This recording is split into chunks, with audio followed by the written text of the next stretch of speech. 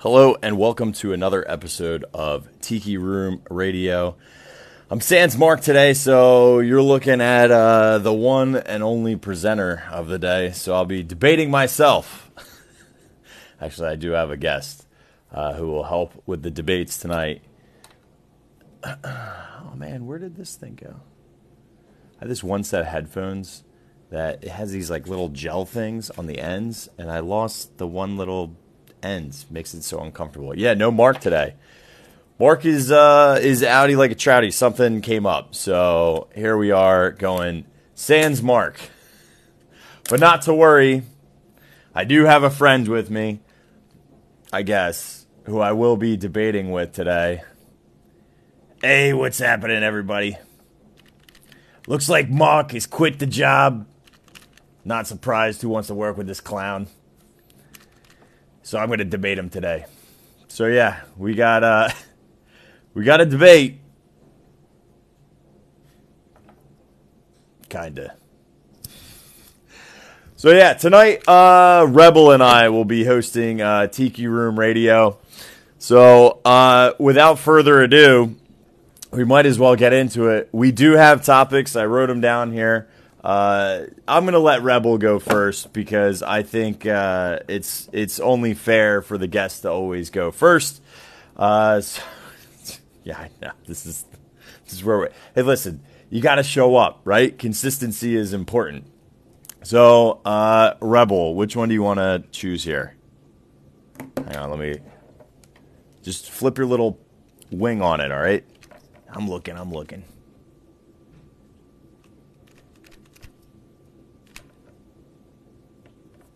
All right. Okay, we got one. Let me put on the clock. Hi, how's everybody doing? Also, you might notice I got a really light blue shirt underneath. After the first round, I got to show you, new shirt design just came in today, and it looks spectacular as ever.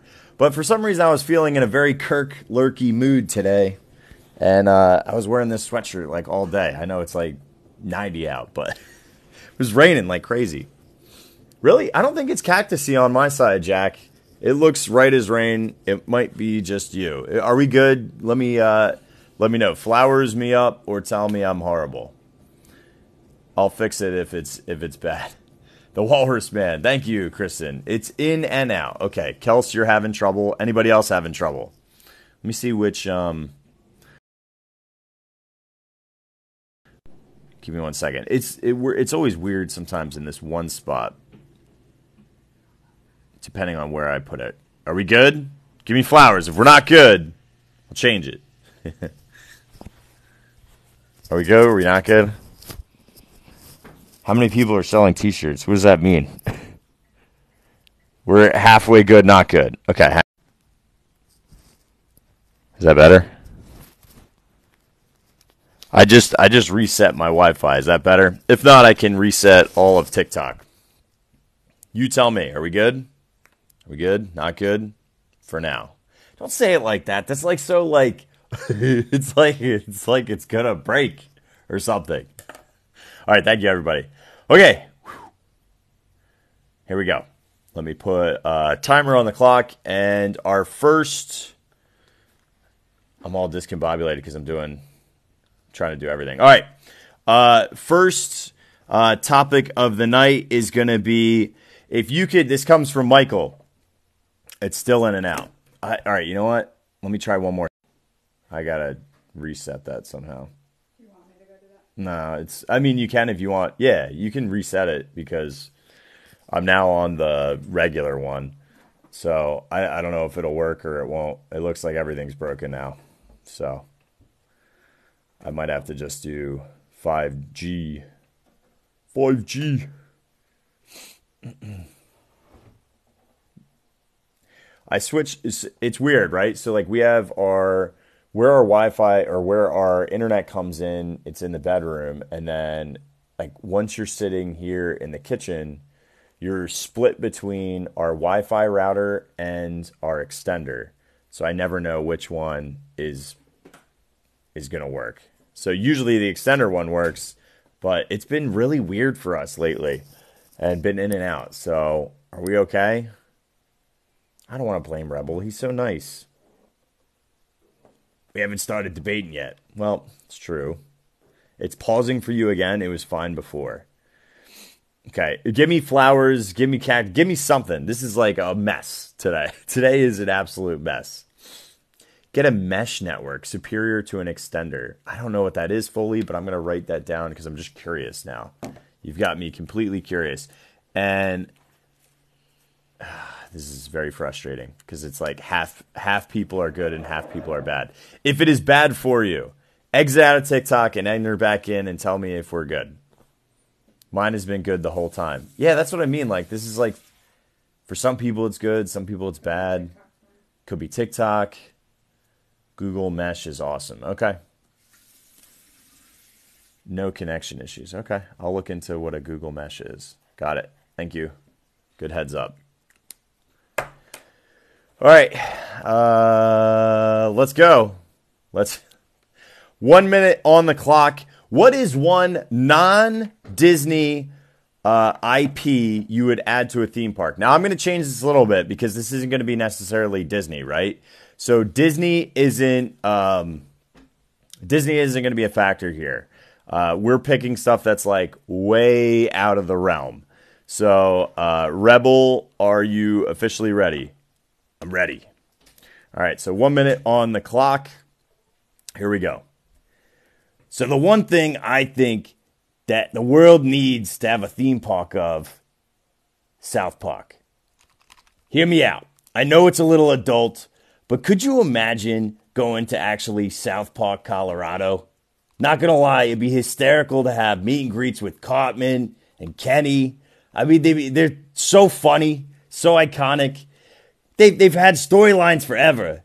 And honestly, they could make some amazing, amazing rides. Could you imagine having a ride where you're on like a bus and all the kids are on it, all the antics you would get into, plus all the amazing places you could go eat. I'll even throw it back to like chefs or anything like, or like the two Asian restaurants that they're always fighting each other. I just think that would be absolutely amazing. But yeah, so I yield. That's all I got. Okay. Rebel yields the rest of his time. Hun, can you, I'm sorry to bother you. Can you grab me I got nothing to drink over here. I desperately need water. Yeah. Doing Rebel's voice just crushes me if I don't have water. And talking for him straight in a debate thing, woo! I'm not ready for it, but there we go. And talking for him straight in a debate thing, woo!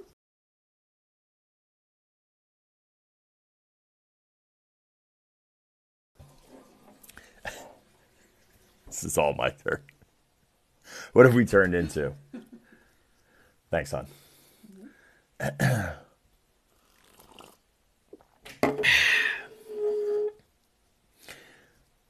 So the thing that I would love to see that's non-IP that I've never seen in any kind of park, and it might actually exist somewhere, and maybe I just don't know it, would be Teenage Mutant Ninja Turtles. I don't think it's anywhere, and it should be. I mean, you have 4 iconic turtles. They definitely could use some new IP, and I think, could you imagine like a new live-action film, some new cartoons out there? It already has amazing characters and design work, and then also I could see a ton of merchandise. And then you could throw in all different types of rides, right? Like maybe you're going into the sewer, maybe there's a skateboarding ride, maybe it's something that is like one part immersion, interactive, and then another part that would be more like physically going down. They had it at MGM when you were a kid. Well, they don't have it now, right? So like, I think the Turtles should come back. So it used to be there. What did they have there? Just because I don't remember it when it was at. You said it was at MGM, but I like the Turtles crush, and I think they're iconic still. Like if we just did Ghostbusters, why can't we do Turtles?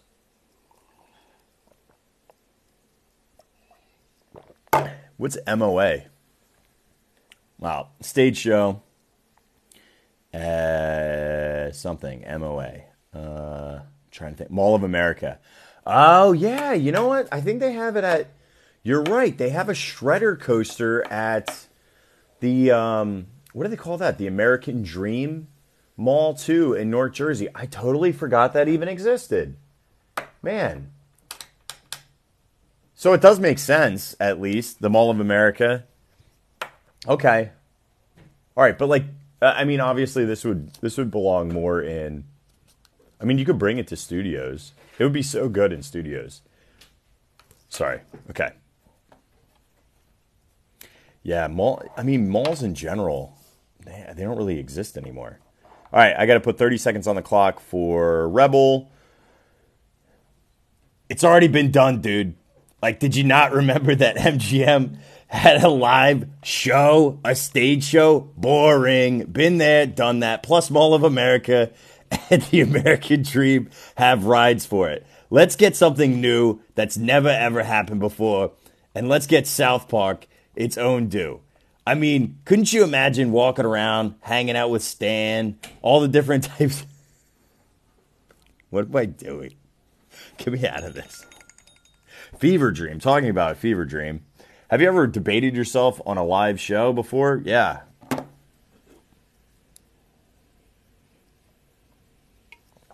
I think it's TikTok. I'm going to be honest with you because I'm showing 100% good on mine.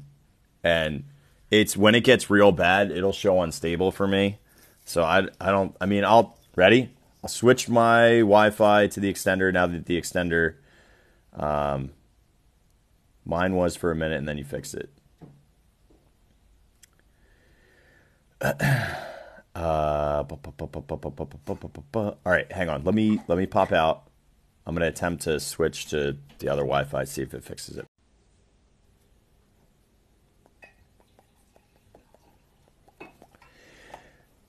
Yeah, I've always wanted to go to the American Dream thing, but I never found the time, and it made zero sense to bring the kids because they have like mainly large, big, grown-up adult coasters and stuff there. There's not really a lot of stuff to do for young kids. Do you know what I mean? So, all right.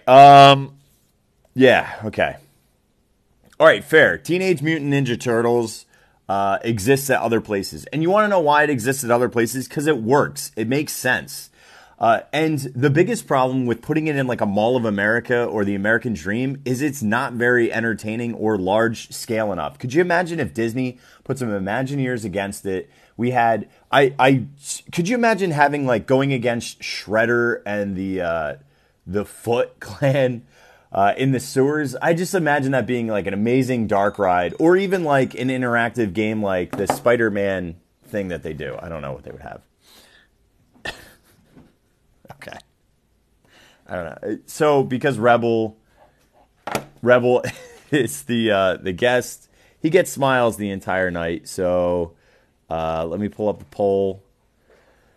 Smiles if you think South Park should be somewhere in a park. It doesn't have to. It wouldn't make sense at Disney, but let's just say a theme park. Or sadness if you think Teenage Mutant Ninja Turtles needs like its actual due and a themed location in Disney.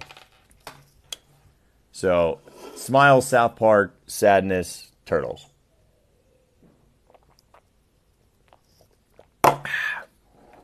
I really do think, I think both would be a good idea. Turtles, like, for theming, is just, it has such a huge, robust universe with so many different characters and storylines that they would just have to pull from either the comics or the cartoons. And South Park, same exact thing. Like, I could see both of them being really, really successful. I think what's unique about South Park is it's so adult and it's so offensive that you would have to go with like a secondary spot. Like I think it's even too edgy for Universal. All right, well, it seems like Rebel took it down. Go figure. You lost to yourself. You're not wrong. You're not wrong. And debut time. So, shirt reveal. Hang on. So I just got this in the mail today. Let me flip this around.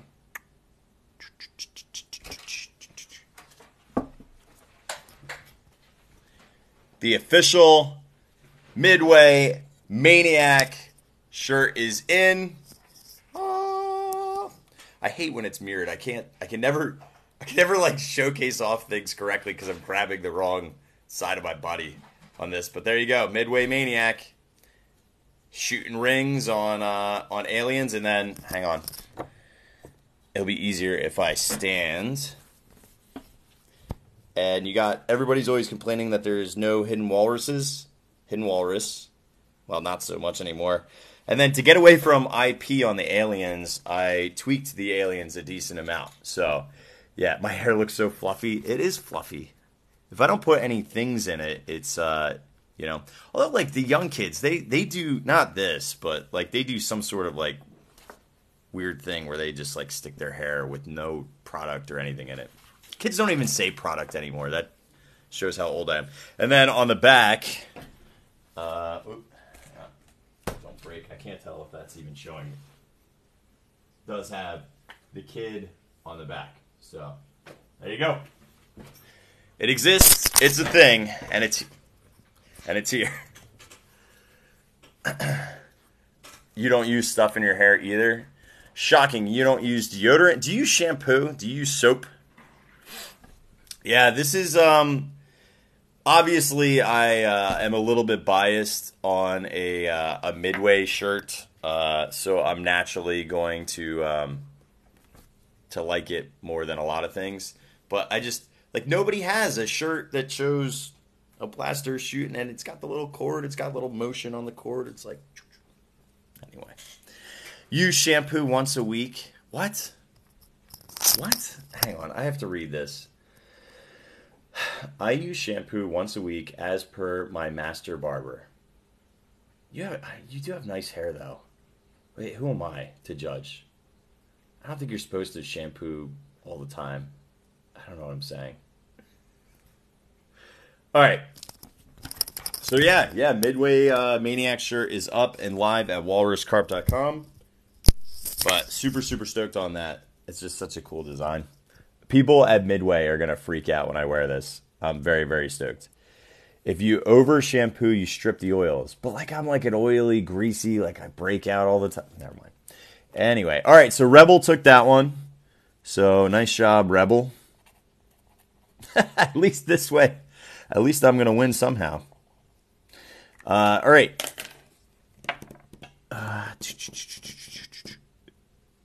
Let's do, I'm going to pick... let's do a new resort. So I'm going to go first on this one. And if we were going to... You know what stinks about this? Is I did not... 100%. I did not... I just curated these, but I didn't think ahead and write down any of my thoughts. And when I have to do both, it gives me no time to think of my next argument. So, here we go. What would I do for a resort? What would be the design, and what would be...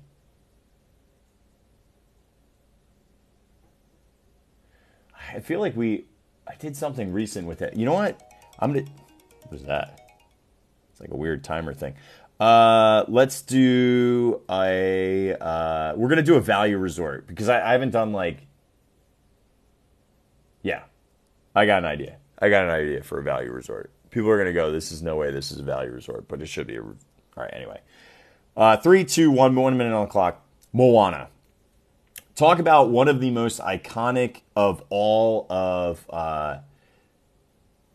amazing, absolutely amazing songs, lyrics. And you could say, oh, the Poly has that. But here's my opinion. The Poly is its own thing. It is not anywhere near, and there is nothing in the values that has a really solid beach feel. You get movies, you get sports, you get music, you get pop century, and you get art of animation. But I think Moana as a character with like a Maui themed restaurant, it would be a quick service, but just like spam musubi and all these like great noodle dishes. Like, let's go all out on like this really cool Pan-Asian style resort that's very, very beachy themed. Yeah, well, I know they're working on it. So, but my point is, I think it would be really cool to have some sort of like, because like most, all right, I'm going over time. I don't care. Well, I care. This definitely doesn't count and cost against him. Well, dude, you know what? Whatever. I'm making the rules tonight. I need a little bit more time to, like, really flesh out the ideas. Here's my thought. With Fort Wilderness, you get an opportunity in the cabins to feel like you're at a deluxe. There is nothing at the value resorts for that beach feel. That you really have to step up to Caribbean to feel like you have a beach environment. And I don't think the value resorts should just be just plain boxes all the time. I mean, they did such a nice job with the art of animation, and Maui would be just such a, and they're building that whole entire section for Epcot. I think it would be tremendous. So, you know, yeah, why would I pay attention to this clown? I don't know, dude. You're up anyway, man. What do you care about what I'm saying? I care because I am debating you. Debatable. Hon, do you mind, it's just more water. I'm chugging this stuff.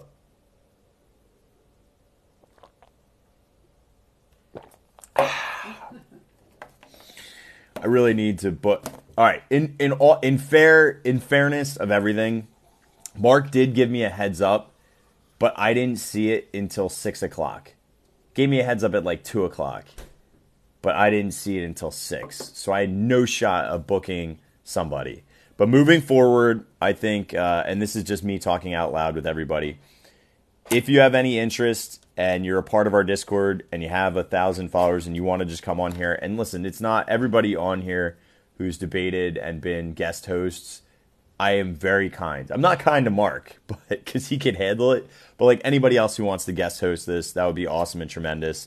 Otherwise, I feel like Tiki Room Radio can't really sustain itself unless I need to have a co-host. It can't be just me doing this. It wouldn't work. So I'll change the format of the show and we'll go back to Carp Caves. You know, because if Tiki Room can't exist without a co-host that's either somewhat consistent or I book people out. Because it's you know, there's only so much I can do by myself. But Carp Caves are, you know, totally a thing. So I would love if Lem would do it, but I don't want to commit anybody to, like, we do enough things. We do enough live streams and all that stuff. And plus, Lem's usually, like, working. I'm pretty sure he doesn't get out of work until, like, 9. So even if he can, like, enjoy this for a little bit as, like, watching and consuming, I don't think, like, I mean, we could move it back. We could move it back to, like, 9 o'clock versus 8:30. But, you know, right, that's exactly right. That's what I was thinking. So, you know, we could move it back, or I'll just do Carp Caves, you know. Or we book a bunch of people ahead of time, now that I have a little bit, you know. So, you guys like the brainstorming sessions? Yeah, they're fun. They're definitely, you get to see from my perspective, like, what I'm making and how I'm making it. So, yeah, either or, something will exist in this time slot because it's just fun. So, what on earth? Oh, it's Rebel's turn. Sorry. I just wanted to give you a little bit more context. Rebel, are you ready? Ready as I'll ever be.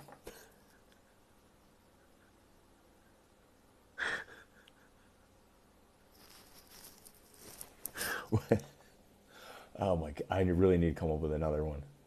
Hang on. You're not ready, Rebel. Stars. My brain is completely zonked here trying to come up with two sides. Let's go with...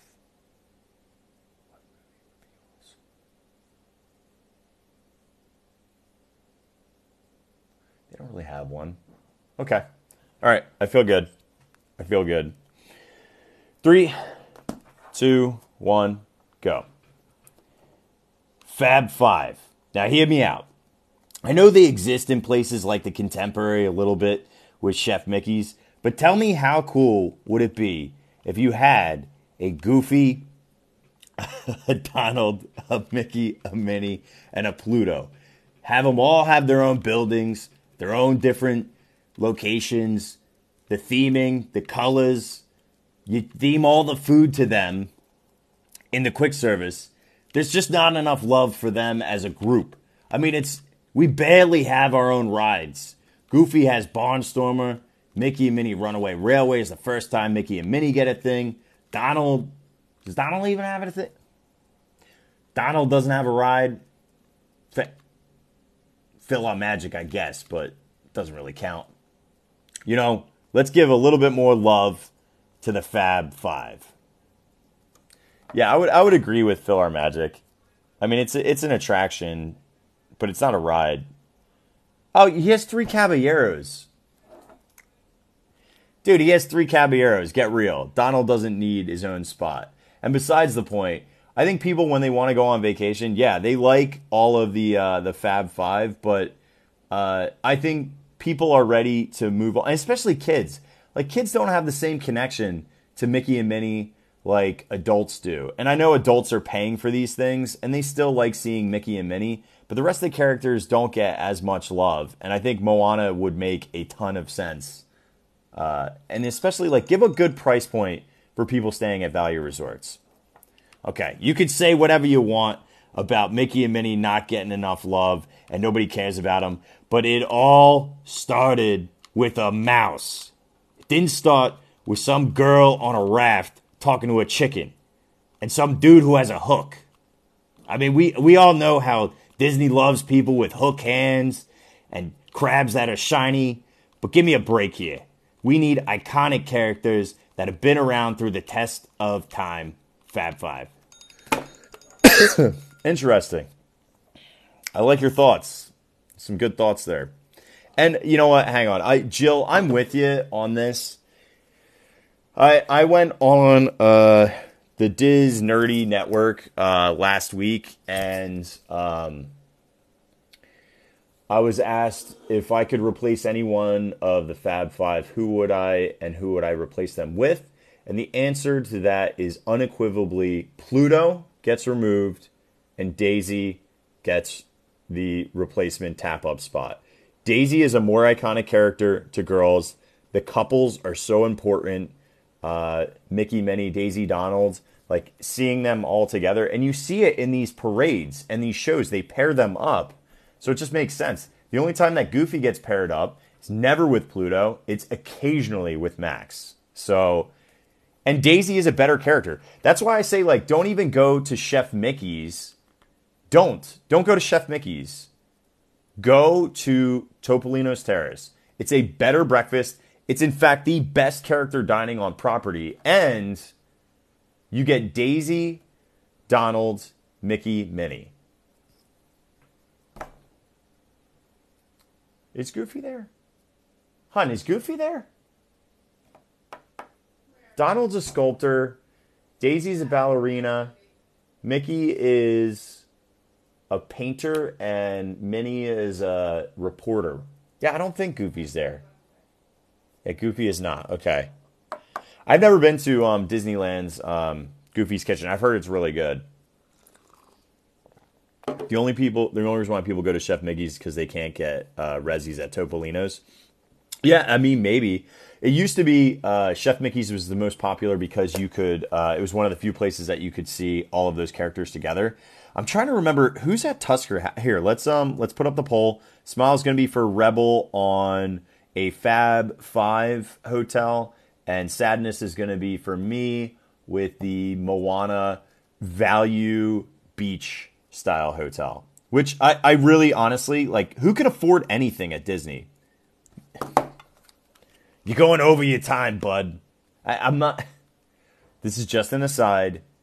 They need more value resorts as the spread between super wealthy and low, like, we are just getting here and lucky to stay on property.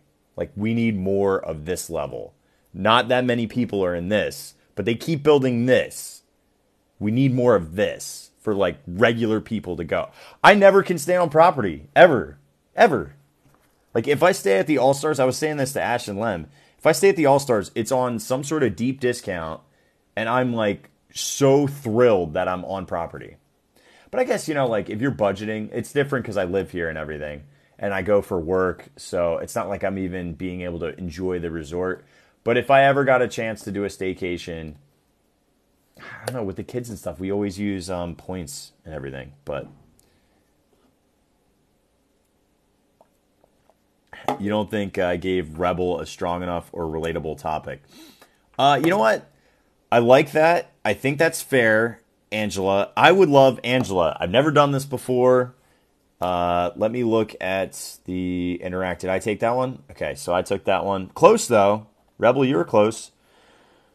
So, Angela, think about it. You don't have to type it in right now, but type it in and then copy your question or our debate topic. Angela, you're going to pick what you think is a relatable debate topic for Rebel.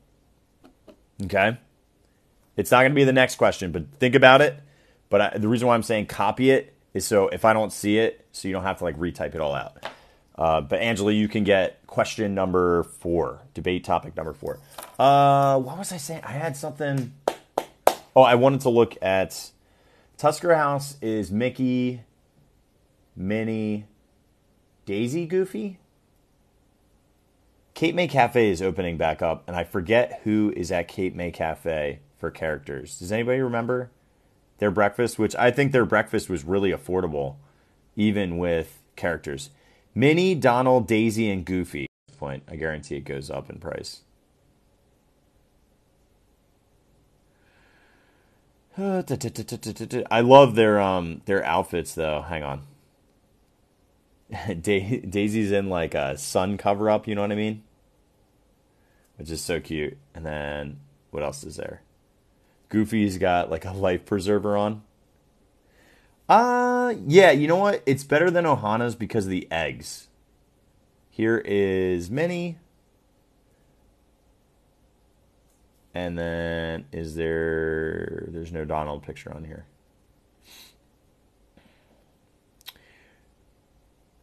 But the price was really good. And then I also like the character breakfast at Trattoria Al Forno, but that has not gone back.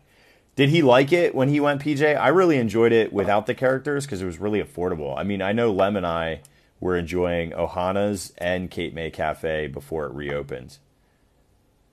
Crepes and omelets are a game changer, and they also have, it's a little bit dry. I know you agree with me. The bread service, those, what do they call them? It's not like dulce de leche, but it's like a caramel sweet bread thing. It sounds better than what it actually is. Like you're wanting Gaston cinnamon rolls with extra icing, but what you're really getting is like a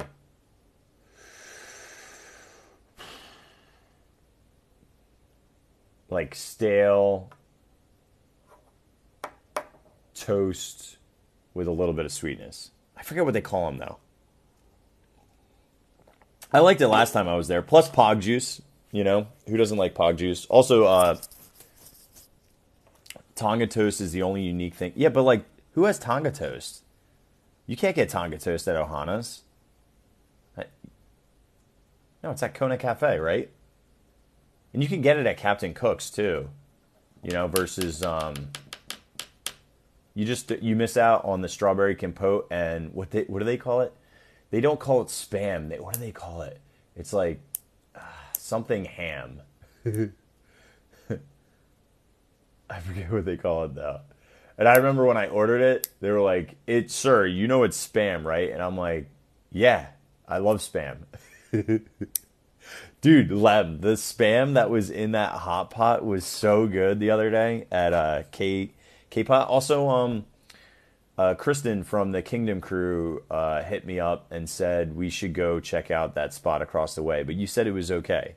The you and me hot pot, hippo, hip and you hot pot with the robots. She said it's better than K-Pot. But I would be honest with you, I trust you because you eat at these types of joints. You're so knowledgeable. Place was awesome. So good. All right. Okay. Do I want to build any ride or perfect date night? Let's you and me. It's okay. It's not probably great, is what you're trying to say. All right. It's gonna be Rebels. What would Rebels' perfect date night be?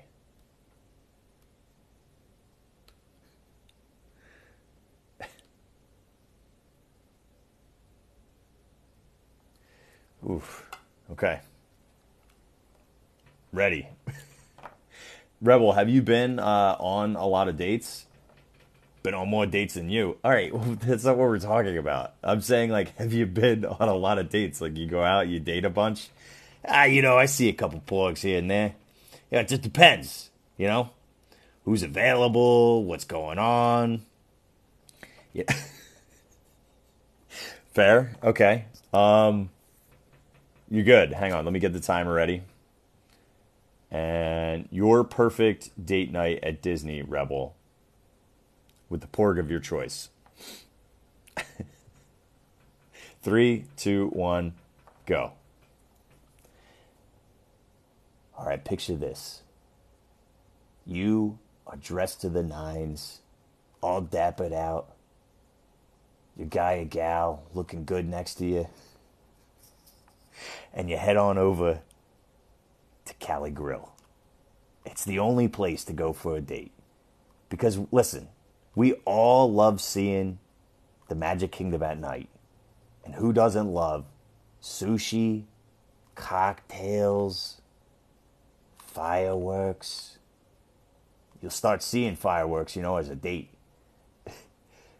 Take them outside, they play that music, get to watch the fireworks over the castle, you hold hands, you know what I mean?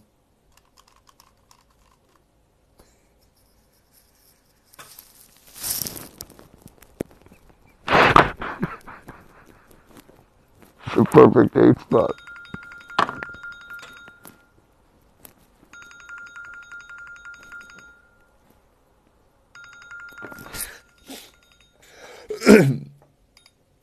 Yeah, that's a good date spot.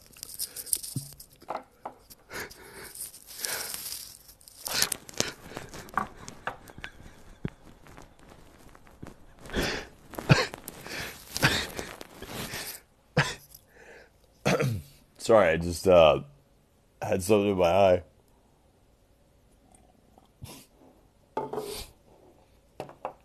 eye. This is my iPhone XR, the Walrus Carp bat line. Okay, all right. So he picked Cali Grill. Okay. What would I pick? Okay. I got it.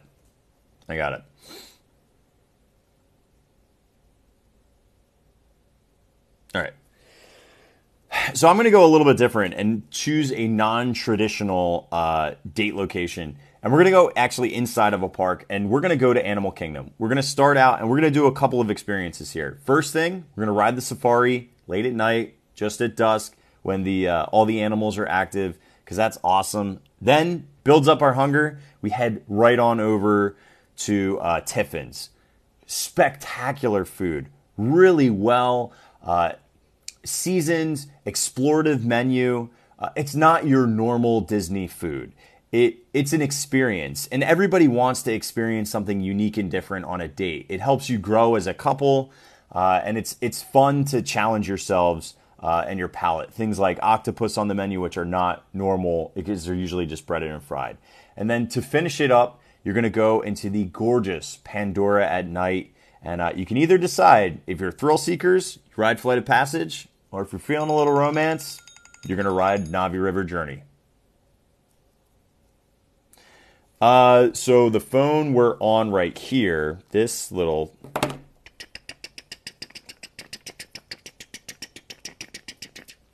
is the iPhone 13 Pro Max. This little beauty is my iPhone XR, the older phone, which is where I started making all of my YouTube videos, was just this. For a year and a half, I made content on this, just this. Old phone. Uploaded it right onto YouTube, very little editing, and did all of our Instagram early on, like IGTV food reviews. There's literally the reason why this phone almost has like no storage, because there's close to 256 gigabytes of like video on this, which is crazy. There's so much just content on here. I've been making content for a very long time. Before here and doing Disney park stuff for Walrus Carp, which I've been doing this for over 3 years now. We started in June of 2019. So June of 2019 is when we started. And as a company even, not just as like content creators. And then before that, for about 2 years, I was making content on an Instagram account that was Kirk Craft Beer, which all I did was beer and donut reviews. And if you like a brusquer Kirk who curses and badmouths beers and donuts, and then my last employer, the board at a board meeting said, I don't think the director of sales should be putting out content that talks poorly about other breweries. So I shut down the Instagram account. It still exists, but I never made another piece of content because I thought that was ridiculous. But, you know, their loss. Did I just went, right? Okay, Rebels rebuttal time. Got it. What am I missing on these? Been there watching this descent into madness. Yeah, it's definitely... Well, I am a maniac, so I feel like that's appropriate. Safari Tiffin's phone talk. Nothing more romantic than talking about your cell phone provider. So who do you have for coverage? Oh, that's right. That's gorgeous. All right, 30 seconds on the clock for you, Mr. Rebel. And you had put us at Cali Grill.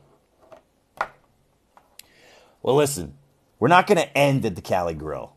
What we're going to do is right after Cali Grill, we're going to jump on the monorail. We're going to head on over to do a little bit of a bar crawl. And we're to go to the Enchanted Rose over there at the Grand Floridian. Get some pommes frites. Enjoy maybe a French... what are those drinks called? What are those things? French 76. What are those things? Yeah. Have one of those drinks, those martini things. Have a little cocktail. Maybe enjoy a little bit of live music, depending on the day. The finer things in life, you know? Treat your lady right. Or your man. Or whatever, your porg. French 75s, that's what they're called. Okay. Dude, the pommes frites are so good at... Here's my pro tip if you're going to go to the Enchanted Rose. It's so expensive. It's ridiculously expensive. Huh? But it's so nice. You like the Enchanted Rose? Yeah, I like that. Our cocktails were like $25, you know? Yeah, you can't do it a lot. This just in from producer Melanie, Becca, and Robbie. Thank you so much for scooping up Midway Maniac shirts right now. Thank you. Thank you, thank you, thank you. You can get them at walruscarp.com. Thank you so much, producer Melanie. Appreciate that. Look, I got her on camera. Just kidding. She would literally murder me right now if I got her on camera. Yeah, the Enchanted Rose... I suggest getting beer there because it's really, really affordable. And the French stuff is really, really good. The French selection of beers that they have are exceptional. But they're really, really, really expensive cocktails. They're like $22 to $25 cocktails. Like that's way out of my like normal... That would be a splurgy type thing. So it still was nice. Yeah, we went there before we had Narcoses, which... Would you go to Narcoses again? I would not. Nah. I thought it was just like a surf and turf. I thought the atmosphere was meh.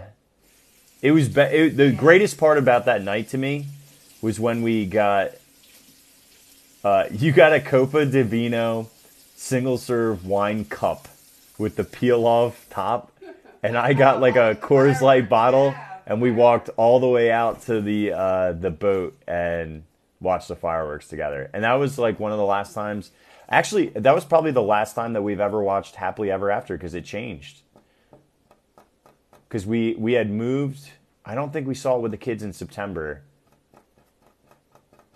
No, we did... We might have seen it one time with the kids after that. But yeah, that was one of the last times I ever saw Happily Ever After. All right. I'm going back to Pandora for mine. So 3, 2, 1. Here's the thing. As much as I enjoy food and drinks, when you're at Disney, you got to do something different. And I understand the intellectual property of Beauty and the Beast is really fun, but the Enchanted Rose really is not that thematic. So my personal opinion is, why not go and enjoy the parks and one of the best places to eat in the parks, and by far the best food. Everybody says Epcot has the best food. Hands down, DAC has the best food of any of the theme parks. And the truth is, attractions. Who doesn't? If you're attracted to somebody, take them on an attraction. Real clever. Attraction rhymes with attraction. Don't let them distraction you, because this is terrible. Okay, so if you want to go to Cali Grill and then the Enchanted Rose, you're going to go with Rebel and do a smile. If you would like to go to Tiffin's and Pandora to potentially ride Flight of Passage or Navi River Journey, you are going to go with Sadness. So do you want to go to DAC or do you want to go to Cali Grill? Seems like a lot of people are into the idea of going in. I like date nights in the actual parks, not just at like you can go to a restaurant anytime. Like if you want a really nice cuisine somewhere, I mean, Disney has opportunities for that, but they don't have a lot. Like probably some of the highest end cuisine, somebody would say Victoria and Albert's, fair. You know, but we don't have Napa Rose tasting menu chef's table. The closest you get to that is the omakase at Morimoto in Springs. That's probably the closest, like, ridiculously nice, insane food that you get all across the board. So Monsieur Paul is up there. Okay. And they haven't been... I haven't eaten at Chef de France. You know, one of these days, I feel like I should do a Super Bowl. You know Shout out to Lauren. She just scooped up one. So, producer Mel has just come in the woodwork. Lauren, thank you so much for scooping up a Midway Maniac shirt. You are a maniac, and I love you for it. Thank you so much. Thank you, producer Mel. I'm attracted to the attractions. That's a great shirt. I did like, there was one that I saw somebody wearing. I didn't like the phrasing of their shirt, but I knew what they were contextually trying to get at. It was like always a single rider or something. But I like the concept of like single rider. It's not single and ready to mingle. You know what I mean? Like some sort of shirt like that makes me laugh. So, yeah. Well, apparently Laura and Robbie and Becca are all jumping on the Midway Maniacs with us. So, thank you so much. Yeah, okay. Monsieur Paul has a tasty menu. Dude, you know what? I'm writing this down. I love French onion soup. I really do. And I've been meaning to try the French onion soup over at Chefs de France. And there's a couple more. Steakhouse 71. Boatwright. Boatwright has one of the best I've ever had in my entire life. And like I should just do like a Super Bowl. We used to do this competition with a bunch of our friends right around Super Bowl Sunday, where we would all bring crock pots and there'd be like 13 different soups, and everybody would put in money, and everyone would try all these different soups, and they called it the Super Bowl. It was a lot of fun, and we all got each other's recipes if you wanted, and there was like money for it. But yeah, that's what. So I was there for that live, and that one looked exceptional. So these are all. I'm trying to think of like all the French onion soups on property, and just one day just go eat soup all day. It's a ridiculous thing to do, but I would totally do it. I wonder how many places really do carry it. I don't know. And we could call it the Super Bowl stroll. The Super Bowl stroll because we're moving. Stupid. These are the things that I do. You know what? You guys like just a heads up here. Wait, did somebody say something about Guardian shirt? Hang on. Need shirt. Need the Guardians. Got me sick. Shirt. Guardians. I went on Guardians and all I got was, normally it's this lousy t-shirt. It'd be like, what, this t-shirt? No, you don't want to say that. That's gross. The super challenge. This is a super challenge. So dumb. But I just legit enjoy French onion soup. Here, I know this is unconventional. Did Angela come up with a question? Because we are on number 4. I don't know, Angela, are you still in here for a question that's suitable for Rebel? I'm going to look. I'll make the chat a little bit bigger here. Kirk's favorite attraction and why? Rebel's favorite attraction and why? Ooh, okay, all right. So, favorite attraction.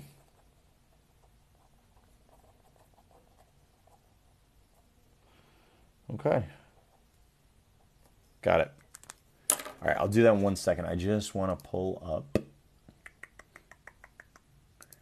I want to show you guys a couple of things real quick. So this is like kind of a quasi carp cave. Or should we hold off? You just got me thinking about this cosmic shirt, and I want to show you where I'm kind of at with it. I'm going back and forth with my designer. And I want you to see how like this kind of works a little bit. You'll get like a feel for how this works. I said I was going to show it the other day, but I never did. So let me flip this around. So, all right. So remember we were talking about cosmic cake toast, right? So these are all kind of like inspiration pictures. So, you know, cosmic-y icing, cosmic-y icing, cosmic-y icing. And you can notice like the colorations too are kind of, you know, you can see where we're going, right? And then I'm going to skip over that one. Here's another galaxy looking cake, another galaxy cake. And then here is where the concept for cosmic cake toast, I was thinking, well, that Guardians ride vehicle is very toaster-like in general. It kind of has similar looks and feels, and like it's stainless. It's it's pretty cool. So I'm like, okay, maybe I can make the Guardians ride vehicle the toaster and have the cake being toasted, and that would be our cosmic cake toast. And then do cosmic cake toast in the font, right?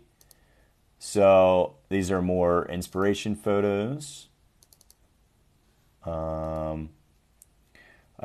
I like to take like, these are kind of like your, like not image board, but do you know what I mean? Like an inspiration board where you're just thinking of colors and designs and all that stuff, right?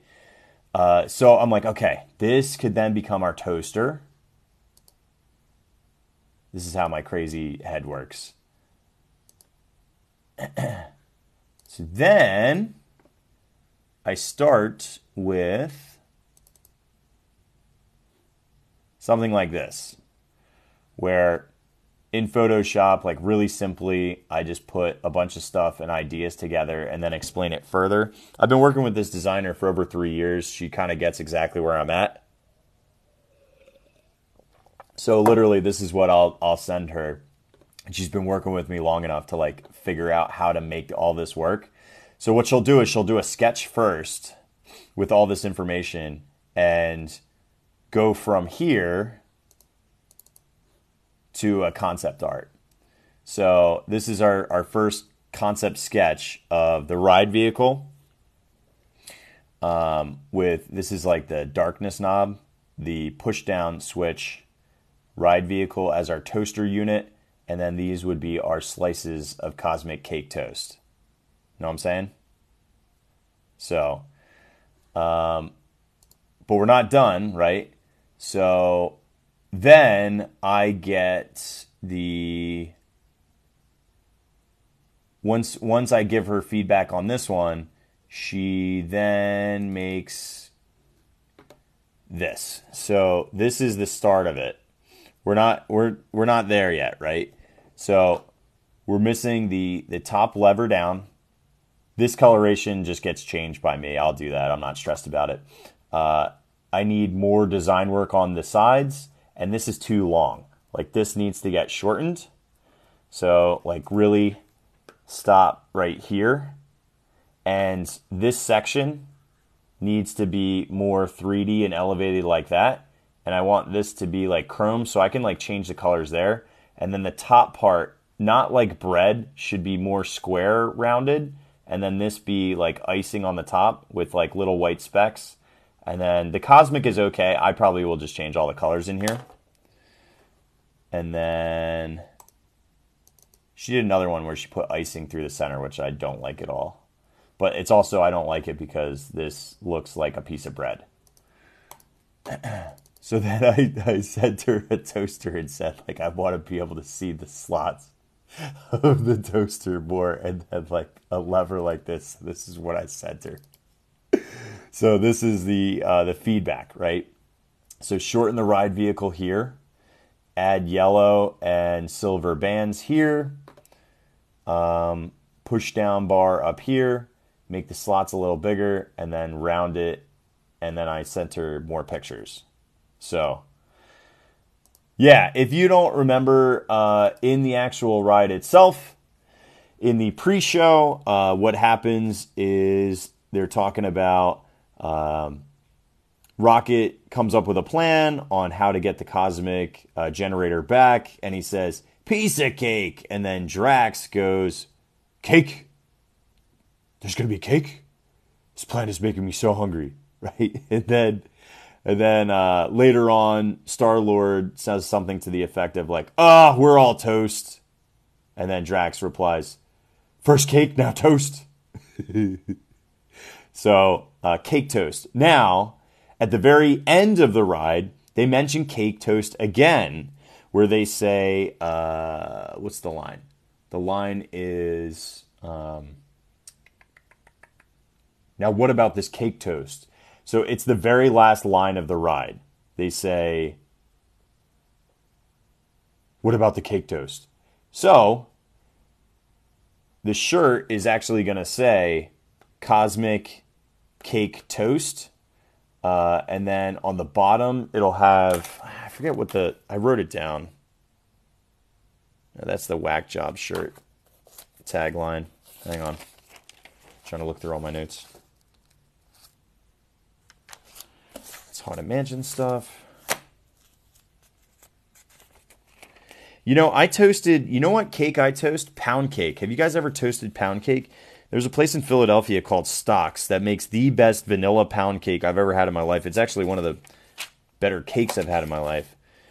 I wrote it down somewhere, but there's like, cosmic cake toast.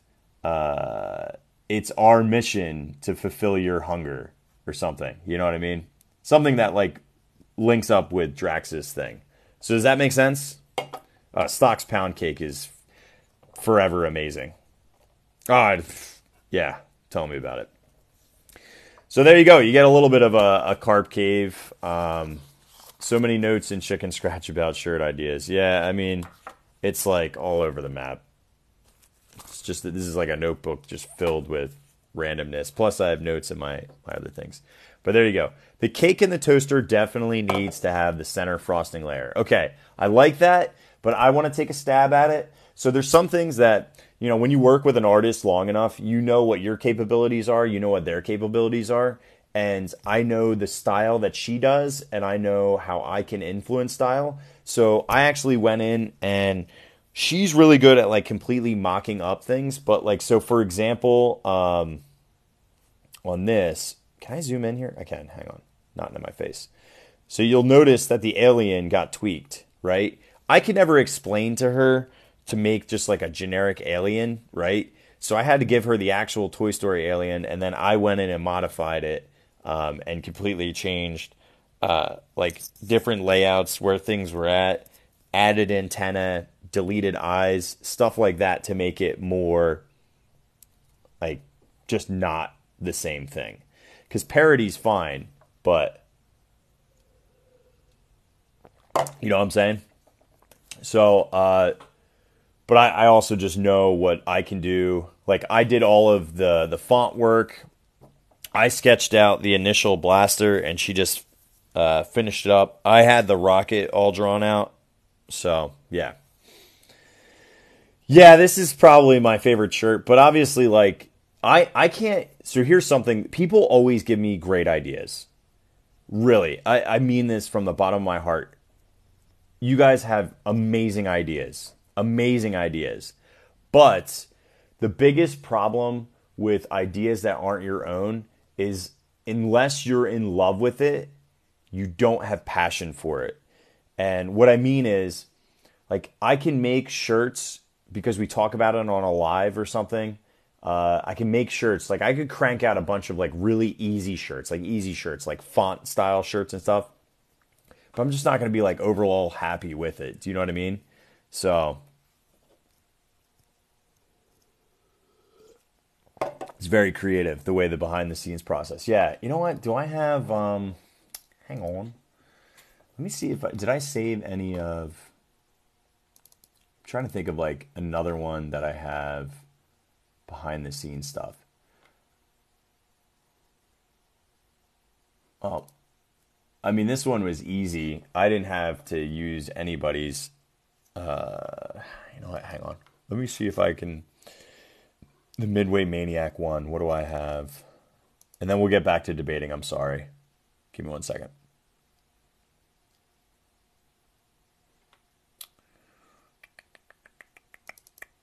So here's what the Midway Maniac one looked like before it got a major overhaul. So this was the and actually this isn't even the original. There was one before this where it didn't show motion down here. I added these sketch lines on there.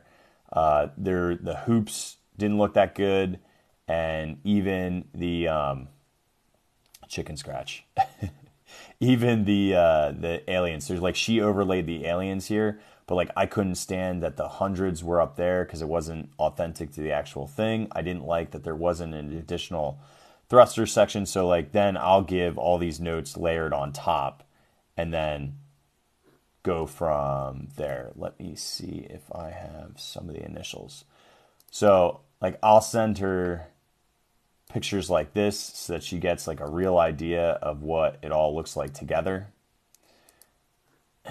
Blasters even, and different pictures of the blasters so she knows exactly what the dimensions look like.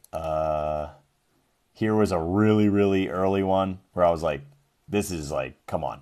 This is what we're going for. So a lot of times, like, I'll do these like baseline concepts, and then I'll do like some rudimentary, really easy thing, and then she'll go in and layer on top. So she needed 3D glasses, yeah. So yeah, you can't use characters. The aliens from here are also like, so if you look, these are the aliens she drew. So 1 antenna, 3 eyes, all the different colorations there. You got to tweak the whole entire thing. Do you know what I mean? Yeah, it's like you can see how, also a big part of it, Jack, that you're mentioning is, and also you can see how the blaster color, like a big part of design work is knowing what colors go together, right? So my actual favorite color blaster is the green one, and this is actually from the At Home game too. But on a shirt, like, you need to see how these things look like on a shirt. So this was the actual finished design of the shirt. Hit 'em Walrus. But yeah. And I'll show you this one because you can see this is such an easy shirt. For the curving around the world, I didn't need anybody.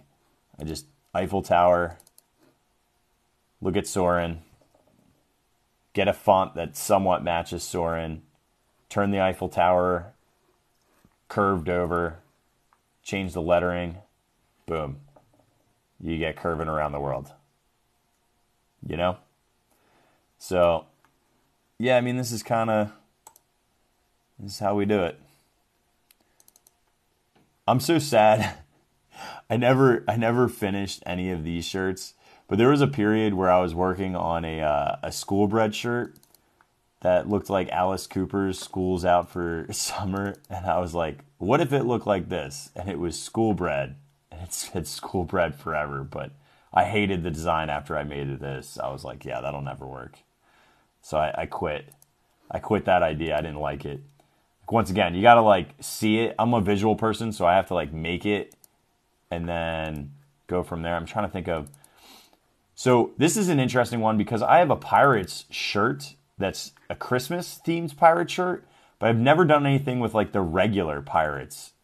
But I have them. Like these guys are all Christmased out. Like the dog has, instead of keys, he's got a wreath with a candy cane. He's holding, this was like a citrus macaron. They sold it at Gaston's Tavern. That was the Orange Birds treat. And then this was like a Pecos Bills. It was some sort of taco that was really good. But yeah, yo ho, a Christmas treat for me. But I don't know why I never made anything with the actual pirates, like by themselves. Like I just made a Christmas one and then just ditched the regular one, which I thought was strange that I never made anything else. Let me think of other shirts that are... What is this one? I clearly never made this shirt. Watch me whip, watch me, and there was gonna be it was gonna be Prince Charming's carousel. So it would be watch me whip, watch me nay nay. So dumb.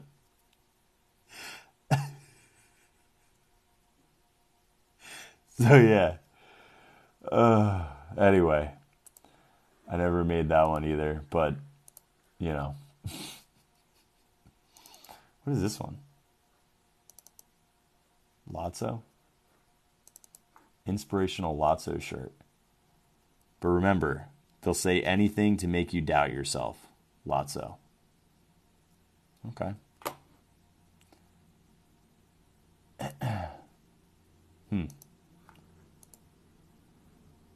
Trying to think of like any other ones that are like just sitting here that I've never used because I never liked them. So you guys, I've always wanted to do an Alice shirt, and I could never ever make this right. It got way too goofy and weird, and I just never wanted to make it. But how to fix a mad wash. If you watch when they're trying to fix the watch, this is what they do. They dunk it in tea, they hit it with salt, they remove the wheels, they put butter in it, they put more tea, they add 2 spoons, they put in jam. Don't be silly with the mustard. Lemon, that's different. And then I was going to have the broken clock, but yeah, never did that one either. There is a whack job folder. There is. You want to see the whack job folder? I was collecting raccoons the other day.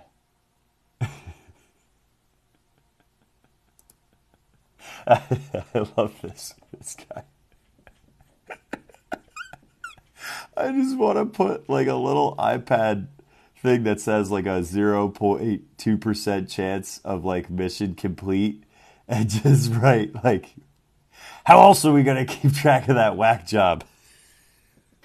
But it's like because he doesn't have Rocket's like shirt on, I was just going to put steampunk goggles on his head and be done with it. Poop the snoot. Because I don't like any of the clip art ones. I just don't. I don't like any of them. But add rockets behind him. Star rockets in flight. Afternoon delight. What is this?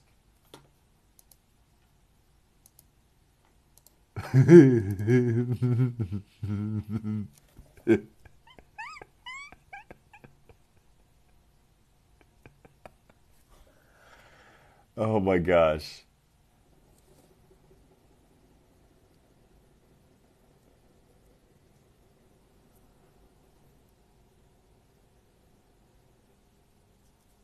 This is probably one of the dumbest designs I've ever come up with. Is the Walrus Carbs walrus with baguettes for tusks. And it was just going to say Walrus Carbs underneath it. It's so dumb. It's so bad. Yeah, well, on the hat is for embroidery, they couldn't do the carpentry on there, but yeah. Walrus Carbs.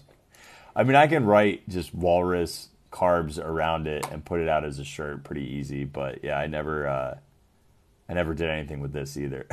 It's just been sitting around. I guess I should just make them, just put them out into the ether, right? What else did we make that is not a thing?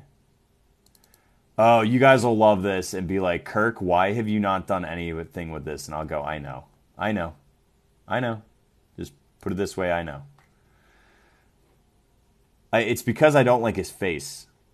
I don't like John's face or whatever his name is, the dad. His face is weird. It doesn't even look like him. But yeah. So I had a concept for a shirt a while ago that was supposed to be a limited edition Walrus Carp stickers with a foil baguette tusks. Foil? Wait, what do you mean by a foil baguette? Yeah, his face is definitely off. It needs a better face. So this was like gears, and it was going to be around it. It was going to say, there's a great big flavorful tomorrow. And he was going to have different food in his hands, but I never liked it. Any other tea? Wait, what? Any teas other than the Saber shirt in this? Wait, in a 6 ounce? What do you mean by a 6 ounce? Like printed in foil? Oh, you mean like holographic? Like the shiny? I don't know if I have. Joey had the holographic ones made a while ago. Oh, like shiny tusks. Oh, all right. I got you. That's interesting, huh? I'm trying to think of anything else. It's just sitting here. Uh-oh. Producer Melanie just came in, and it looks like... Wait, what's the note say? Hang on, I can't see that note. I need to be the kid to beat the kid. I need to be... Lemuel just purchased a Midway Maniac shirt, and the line is what again? I need to be the kid to beat the kid. Thank you, Lemuel.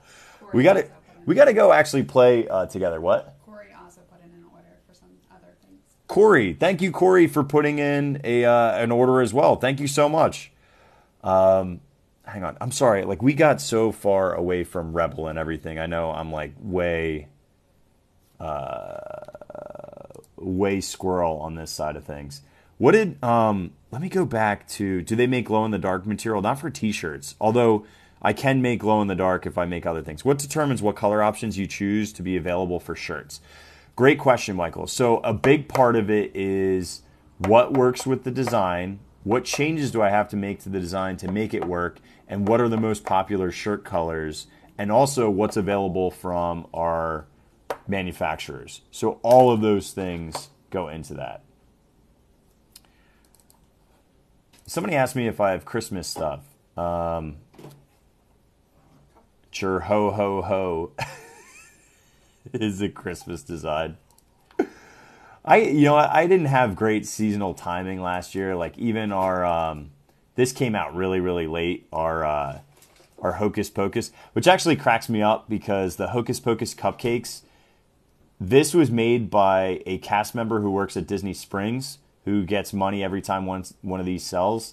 But he and I were talking about doing like the Sanderson sisters as cupcakes, and lo and behold, the Grand Floridian had Sanderson cupcakes last year. How funny is that? You know? Any Cheshire Cat ones? Nope, not yet. All right, hang on. I need to make a Halloween what? Yeah, dude, seasonality is huge for clothing and merch. You know, people love seasonal stuff. Oh, I'm glad you guys are enjoying the behind the scenes. All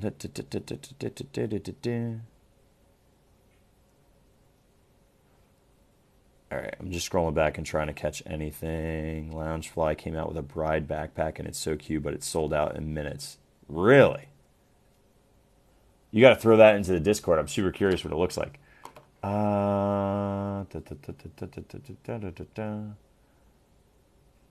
Here's a shirt that I wish sold, and it's not a seller for us, and it's a shame because the Club Cool Sipping Society member shirt is one of my favorites. It just doesn't sell. You know, it's like one of those things where you don't know what's going to work and why. But Beverly and Club Merengue and Country Club and it does say the little sipping society on the top, but I had to do it for me, and that's like one of the shirts that I made just for myself. I also feel like speaking of which, I never made this shirt, but feather kitties, you know how I call ducks feather kitties? One of our friends made some feather kitty sketches, but I told him, I said, hey, listen, I'm going to be blunt and honest with you.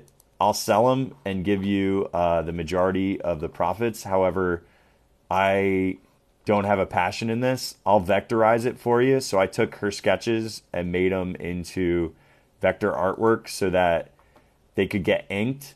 Because I was like, I have zero interest in inking this and doing it right. So if you want to do them, you can. And they never did anything with them, which is a shame. So that shirt just sits there forever. What's the Galactic Battles one? Oh, that's the all-over print shirt. Got baked. You know what sells well is the Got Milk shirts do really well. The Arabesh Got Milk. They do well.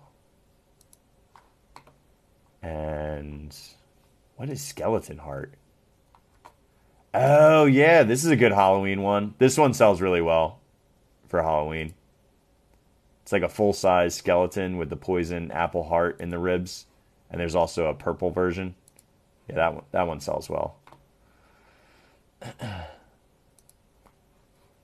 And then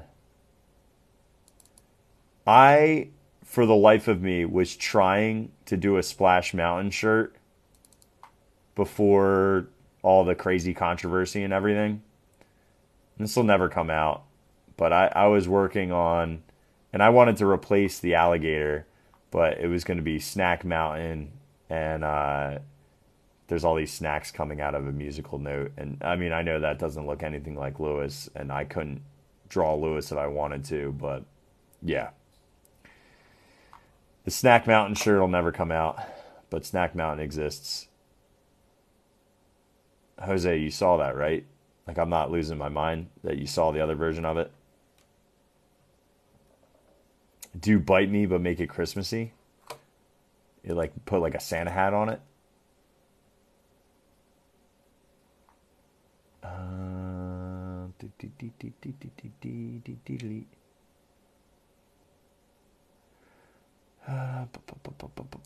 And this is another Christmas one. Was our Season's Eatings shirt. So instead of Season's Greetings.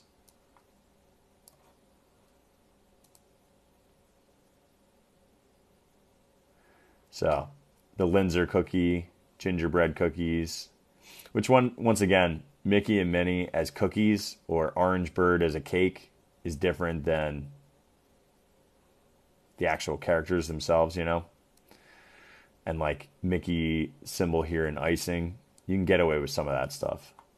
You can't get away with straight up stuff. But yeah. Yep, Season's Eatings. So this is actually, you know what? Do I have the original?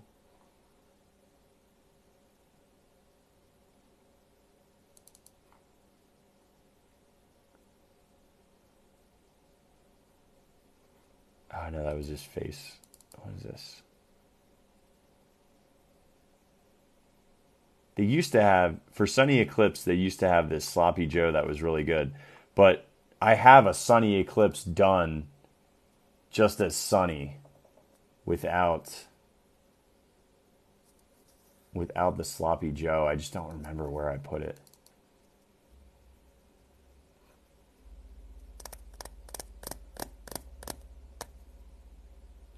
Hang on. There you go. But I can't actually put, I can't use it because it's actually Sunny Eclipse. And the colors are all wrong, but quick color change, I mean, that's straight up Sunny Eclipse. Maybe when we can actually use IP. Sunny Eclipse needs his own shirt. What was that? It's actually a shirt that's, you'd be surprised how many we've sold of the Sloppy Eclipse shirt. Actually a decent amount of Sloppy Eclipse.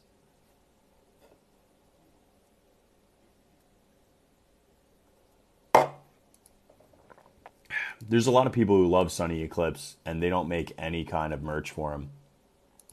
Now, okay, this is probably one of my all-time favorite shirts I've ever made, and it sold nothing. I have a feeling this year I'm going to sell a ton of these. It's it, dude. It's it with Georgie. And please tell me, all right, ready? I'm running a poll here.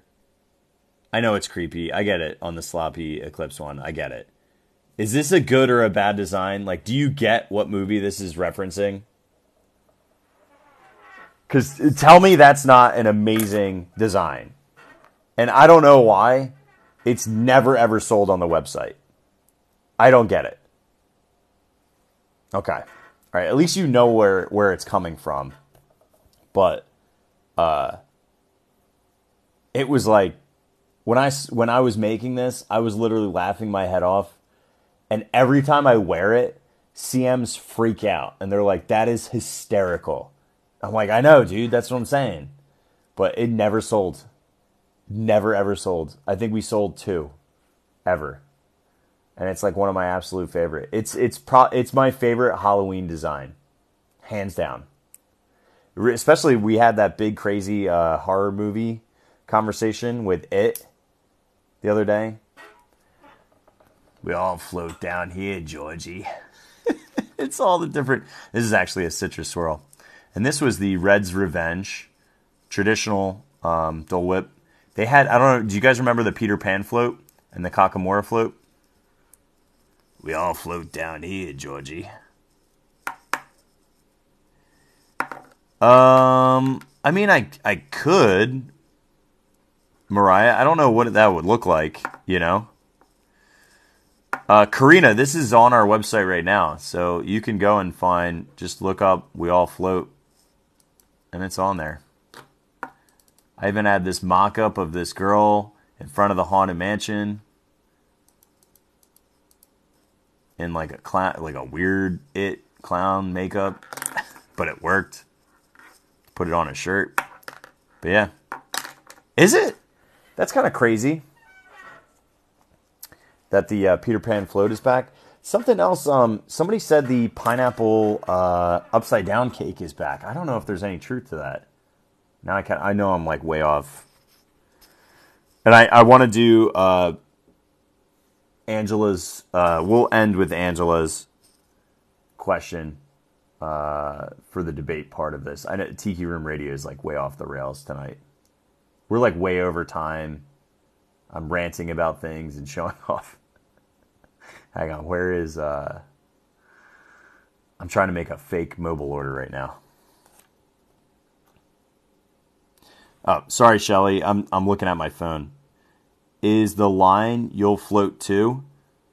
That's not on there. No, because like you add too much text in a shirt and it gets really bogged down.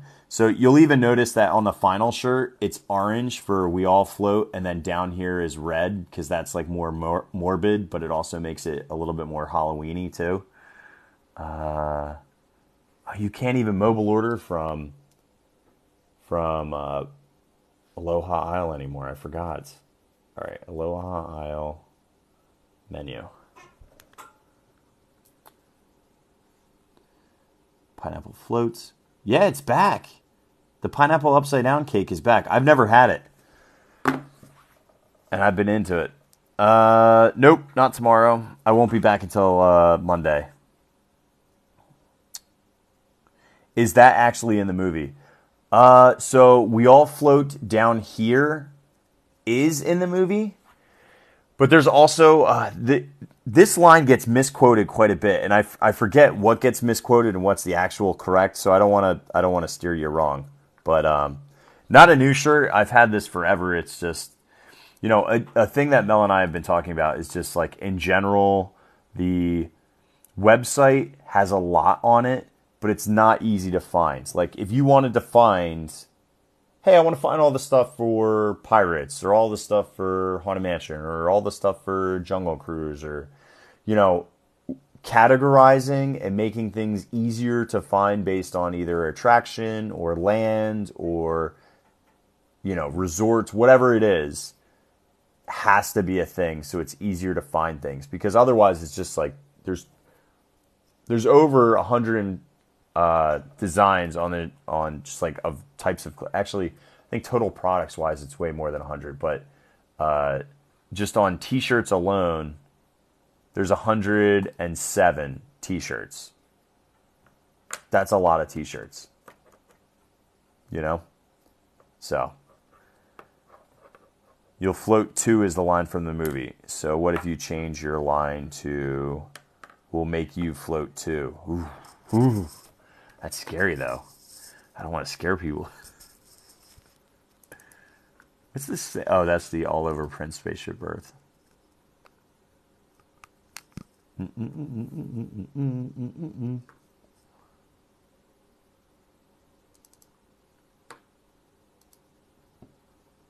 I had an idea for a fuzzy Tauntaun shirt on here. It says, I thought they smell bad on the inside. And it shows a Tauntaun laying over with a fuzzy Tauntaun by it. I don't know what I was going for there. Okay. I think that's everything that I have that's... Yeah. Okay. All right, let's finish up Tiki Room Radio. Sorry for the crazy long tangent. It seems like everybody had fun doing something different. All right, let's go to Angela's Questione. Rebel's going to go first. We got a minute on the clock, and the question was... what was this thing? Favorite attraction, right? My favorite attraction versus Rebel's favorite attraction. All right, Rebel, minute on the clock. Your favorite attraction... Go. Well, my favorite attraction is the place where I like to take a nap all the time. That's going to be Smuggler's Run. I don't know if you haven't noticed, but there's a lot of nests, a lot of pog nests all throughout the queue, and even at the end of the ride, there's one in that really beat up, broken section. So what's better than enjoying an attraction? Taking a snooze. And Smuggler's Run has all the action you want and all the relax action you can get. So to me, Smuggler's Run, I love being in my home planet. Being in Batu is just with all my friends, chilling out, Smuggler's Run all day, every day. I think that's a very solid choice. Who doesn't like Smuggies? Smuggies and Snuggies. I should have thought of that. Yes, you should have. But I'm here to help, Rebel. My favorite attraction. Oh, you know what? Kirk, do something different. Push yourself. Okay. Show yourself. I don't want to pick Haunted Mansion or Toy Story Mania. I want to pick a different attraction.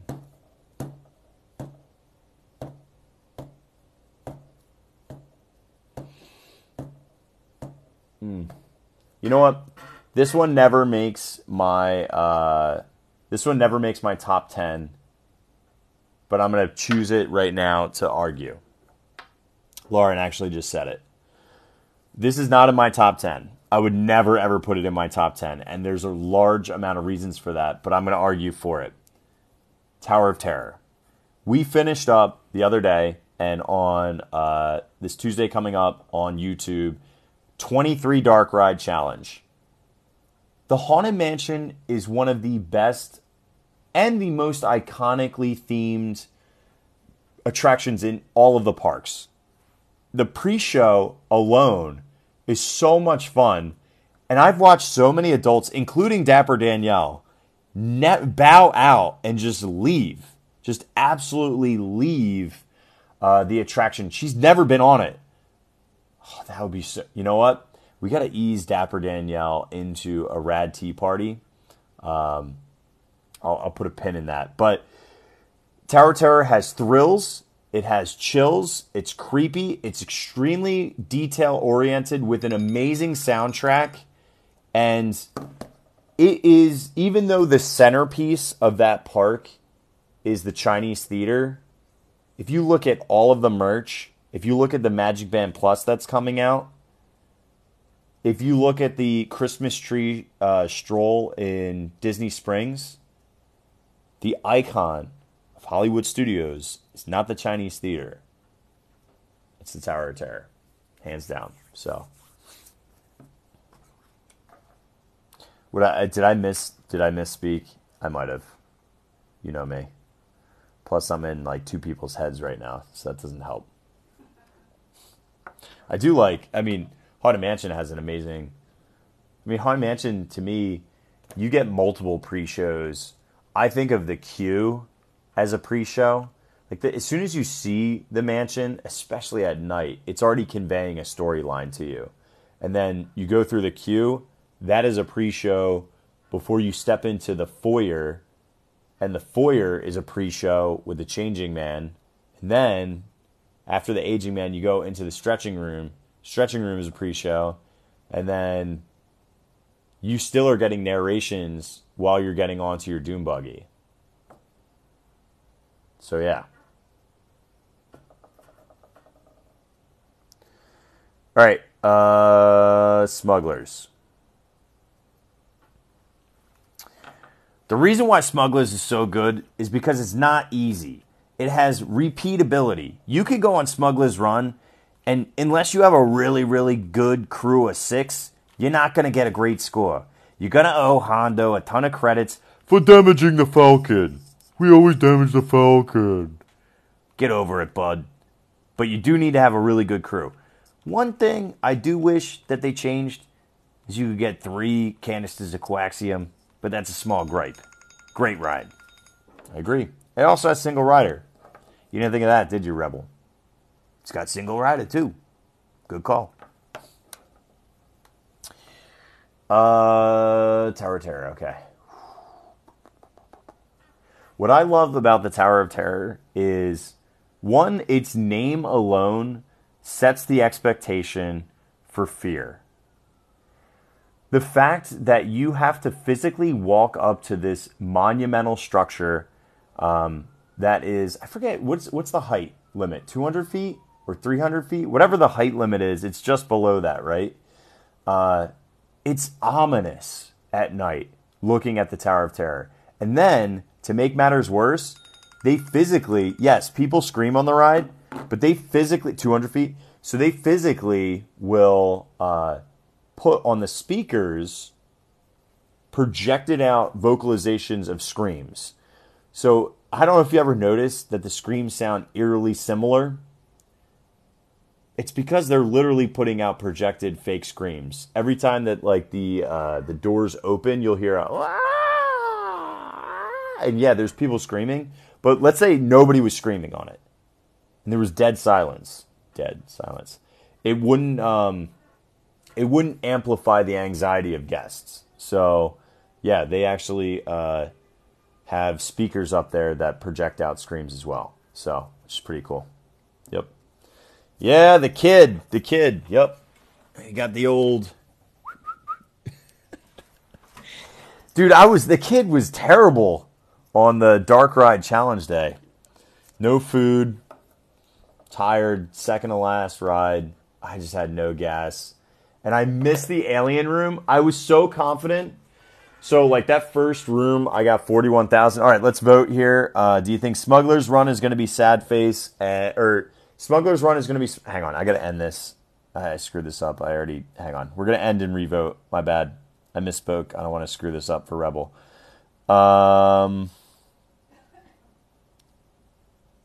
Smiles are going to be for Smuggies. Sad is going to be for Tower of Terror. So Smuggies is going to be Smiles, and Sad is going to be Tower of Terror. I had 41,000, which is one of the highest scores I've ever had coming out of Ham and Eggs, that first room. And then I am really struggling sometimes with consistently knocking out the meteorites. And what will happen is I'll be low.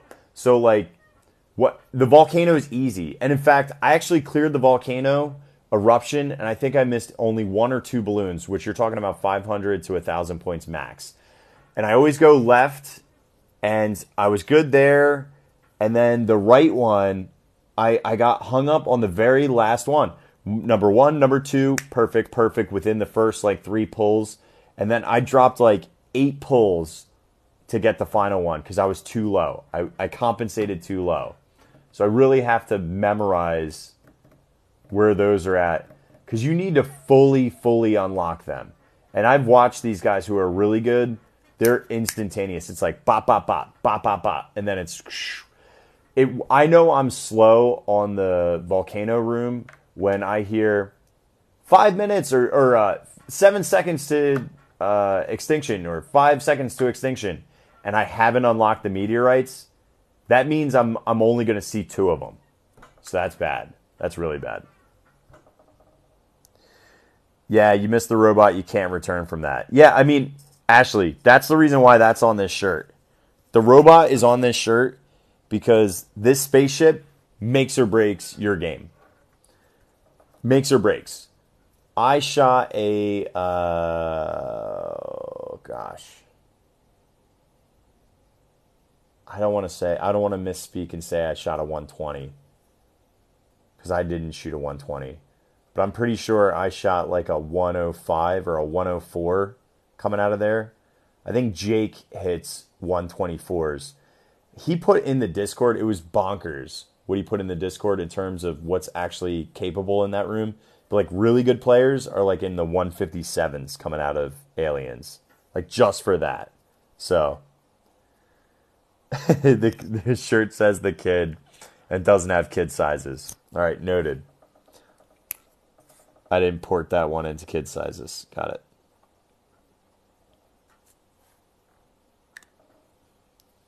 it. Oh, thank you so much, Michael. I appreciate that. Thank you, brother. And also adorable. Whenever you guys come down next, we got to go... we could either go on Midway... we can do whatever, man. We'll just all hang out together. You guys are actually nice and not, like, crazy pants. What? Huh? I sent you. What?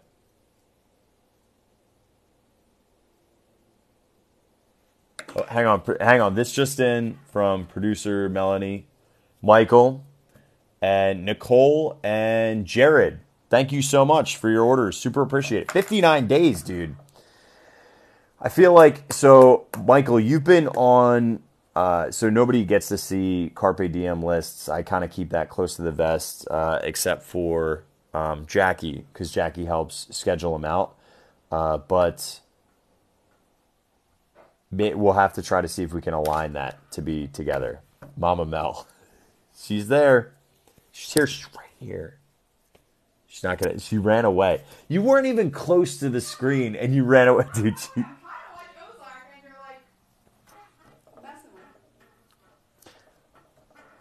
She's mad at me because she's watching Ozark. All right. So, yeah. Well, thank you, Jared. Thank you, Nicole. And thank you, Michael. Super appreciate it. Everyone's saying hello. Lauren, you hang around long enough, you definitely will. Mel is so much of the magic behind Carp. She really is. I mean, if you guys have ordered from us, you've seen how much. The one thing that's great about Mel is she can take more time. Where I literally would blast off like maybe like 2 sentences real quick, thanking, and sometimes there would be a delay on that.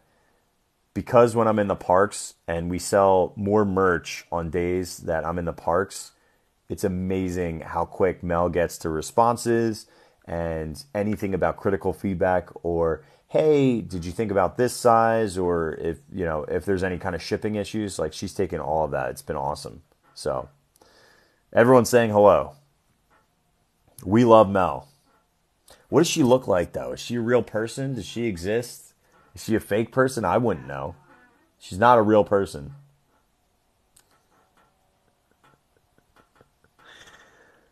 Are you talking about the wovens? So next time I make wovens, I'm going to go all the way up to 5XL. But we still are not we still have a decent amount of inventory.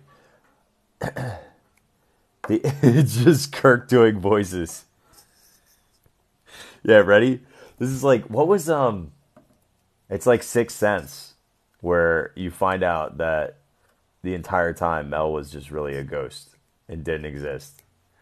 Oh, look, producer Mel. And literally all it is you see, like, at the end of this, like, memento, like, we go backwards, and you get to see that all that's happening for producer Mel. Ready? Producer Mel, thank you so much. And you're like, it's all a lie. She never existed. This is some Fight Club stuff. His name was Robert Paulson.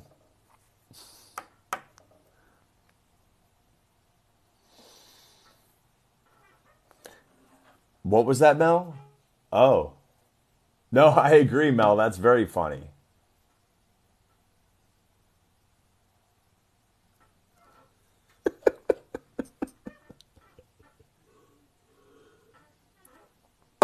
She's too busy watching Ozark. Does Mel ever watch the lives? Sometimes.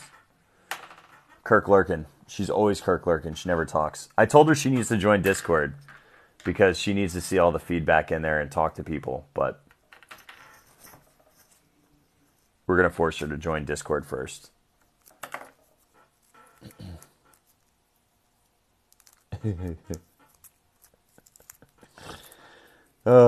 Yeah, well, I said it would be like so helpful for her to be able to see all of what do you call it? All the feedback that you guys give with merch or like merch ideas, all that stuff is super helpful. So, yeah, well, she knows only from me. This explains why Mel looks like a model. Mel looks like a model because she doesn't exist. I generated her in a computer. It's also why my kids are so cute, because I generated them in a computer too. It's just me. There's literally no one here. Actually, this is fake. Behind me isn't real either. And in fact, I'm not even real. What you're talking to is a very advanced, this is Genie++, a highly developed AI who pretends that he's a content creator to really generate more revenue for the Disney company.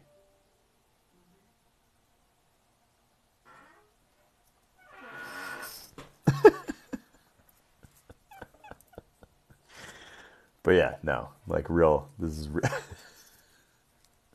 So dumb. Hyper realistic. Oh, who won the poll on that? Tower of Terror. Yeah, I mean, I had to go with what Rebel would have chose, but I don't know. Maybe Rebel's not a thrill seeker.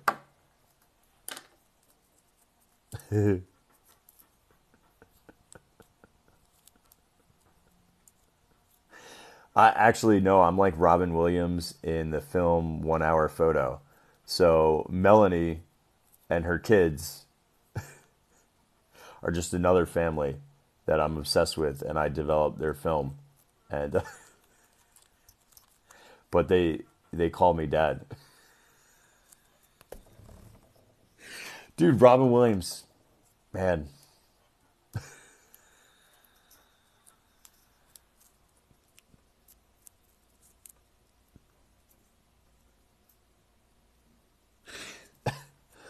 Oh, I can't.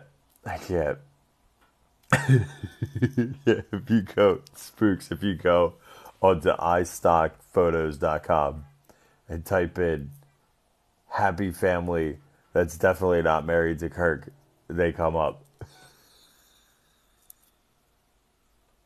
You have to have a Canva Pro account to find stock photos of the family I'm using.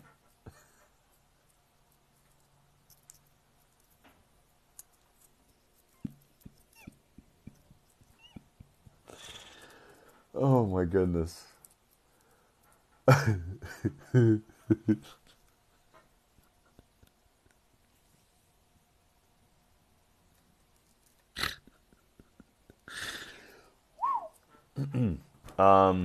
Yeah. I felt like you guys had a really good idea for a shirt, and now I don't remember, and I don't know if I wrote it down. I have kid sizes. I wrote that down. Oh, and food and wine, map, Mel, that's good, right? Yeah. Okay. So the food and wine map I'll put up tonight, and I'll also put up the challenges, the Dark Ride Challenge page too, so you can download that on the website as well. I'm going to have to make like a bunch of these challenges one because it's just really fun, and then we'll just give them out for free. I always think about this, right? Like if I can give you enough value for free, Genie Plus strategy guides, all the foodie guides, and eventually maybe we'll have this app, which is still in development. So like all these different things that will be like really enjoyable, eventually down the line. Maybe you think about us. Thank you, Ellis. You can learn a lot of things from the roses. I wonder how Chris did. Chris has still got to be at it. Does anybody have any idea? What'd Jackie say?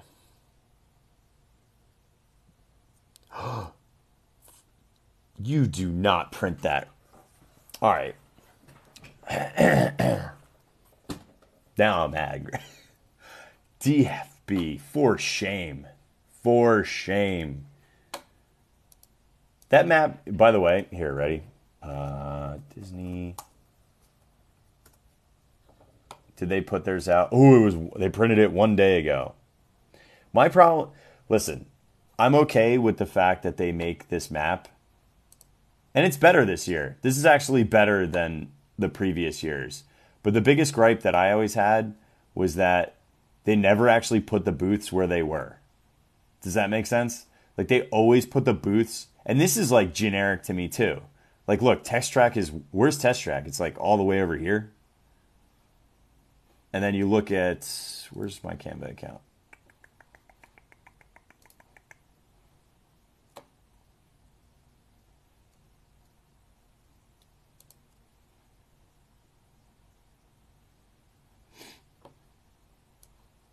I mean, I'll put mine right up against hers.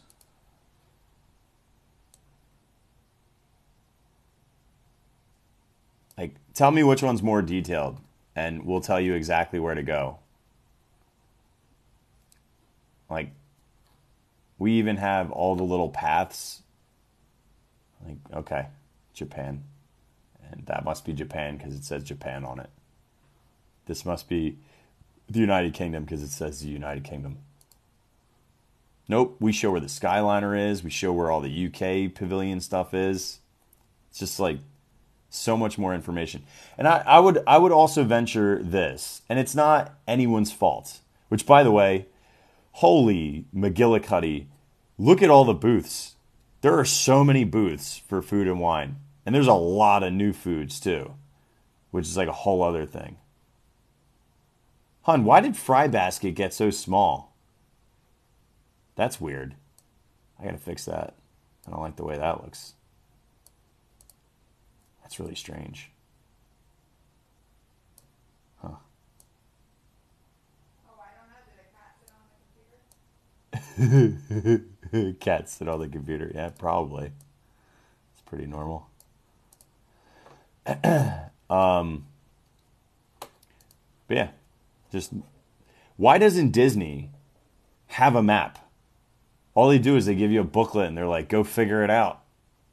And for the longest time ever, they didn't even give you a a map that was in order. So they would like list it. It would be like Mexico, and then France, and then Belgium, and then hops and barley, and then fry basket. And you'd be like, where is any of this? Now at least they go in a clockwise fashion, and then down here it's an awful mess. Ours, the way it functions is not because I elect this, but because other people think that starting in Mexico is the right way. I'm not going to go against the grain commercially because everybody thinks starting in Mexico. So our map starts in Mexico and logically makes a progression all the way around and then all the way over to the end. So Mexico is not the right way. So yeah, you know what? Did I ever show you guys any of our other maps? I don't think I have. Let me go into Walrus Carp. Where's maps?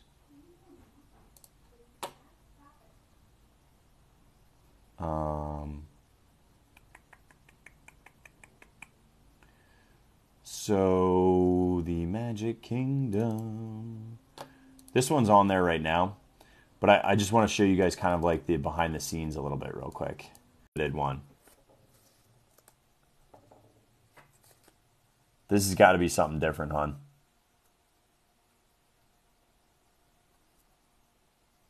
The reason why I say that is because you would have caught all these. You're better at this than I am. Germany always is good. The Alps, people love this raclette. It's like smelly, like not even good smelly cheese. Like I like goat cheese. I like blue cheese. I like real funky cheeses. But this raclette is just straight up funk bomb. And it gets so thick and goopy, you can't even put it on the bread. Like almost instantly it becomes like a just mortar, you know, it's not good. But people love it. People love it so much. All the wine at Spain looks fantastic, and I'm not a Schafferhofer fan. I would much rather drink Stiegel, but they have a pineapple Schafferhofer, which sounded good. This is one of my favorite things ever at Greece. The griddled cheese with honey and pistachios on it. I just wrote is bonkers because it is. It looks so insane when you look at it. You're like, nobody would eat that. No, it looks incredible. The pina colada funnel cake looks tremendous. What else? The fry basket has all these fry. You know what? Hang on. Picture's worth 1,000 words, right? So let me look at Disney Food and Wine Fest on their blog.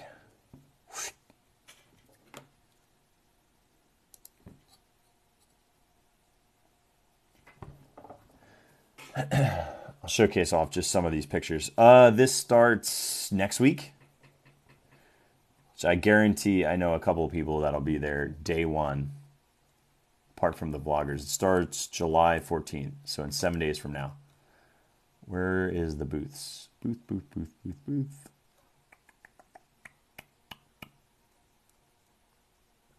Eat to the beat. There we go. Global marketplaces. Yeah, they have a picture of the griddled cheese. This is not it. I mean, this is the correct thing. But I feel like there's better pictures somewhere else that I saw. Where did we see other pictures? Maybe we didn't. Spam musubi looks really good. Fry basket looks incredible, but hang on. Let me type in Food and Wine Festival Griddled Cheese. You just got to see this thing. I know I did a review on it in one of my YouTube videos for sure. And you're going to look at this thing and you're going to go, no way, dude. What? I think I have the wrong one up, hon. It's my fault. I have the wrong like menu up, but I did find the griddled cheese. It is so good. It's like so crispy and everything. Yeah, which one is that? Like that's not the one I'm on. Hang on. Which is the what's the URL for that? Oh, geez, that's huge. Hang on. Oh my gosh. Is that on Disney's, like, It's Disney Parks. No. I get it's Disney Parks, but is it Disney Parks blog? Because Disney Parks blog is different than Disney Parks. I know that's weird to say, but it is. Foodie guides. Here we go. That's the one I'm looking for. So this is the official Disney site. This is what I was looking for because they have better pictures than the one I was just on. Mel, what's the booth you're most excited for that people want to know? Well, you threw in Mel's picks on there, but it's What been it- a while. I don't even know. I hope I would like the seafood as much as I used to. Oh, yeah. I'm most excited about that. Flavors of Fire. I want that cake. Yeah. So hang on. Mel's one that she's looking forward to is the Flavors of Fire. The Rocky Road chocolate cake. Rocky Road chocolate cake. All right, hang on. Getting pretty good at doing her voice, aren't I?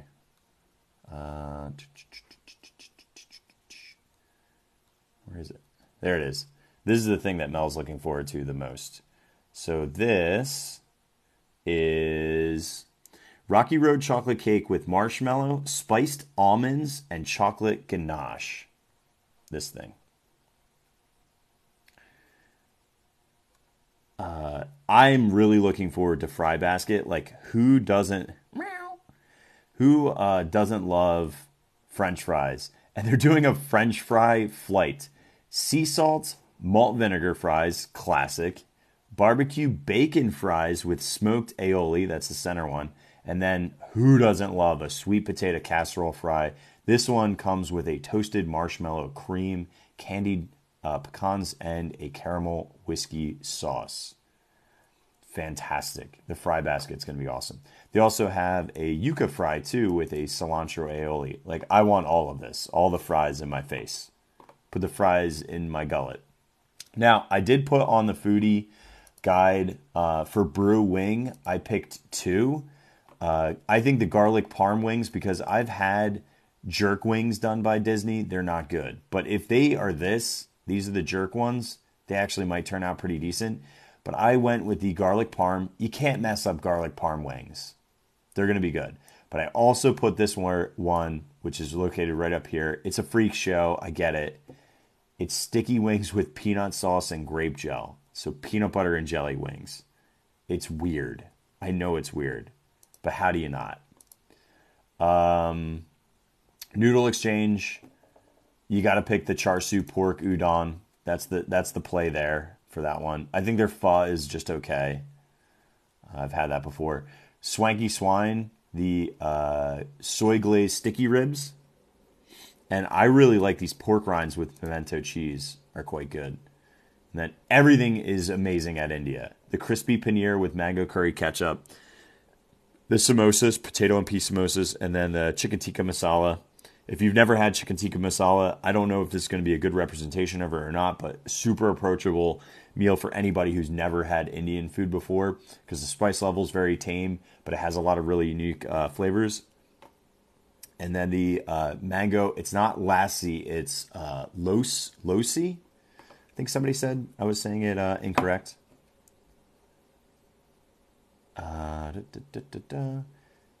This looks good, the Kenyan barbecue tenderloin. This is that raclette, which I'm telling you instantly solidifies to a goopy mess. Lussie. Thank you.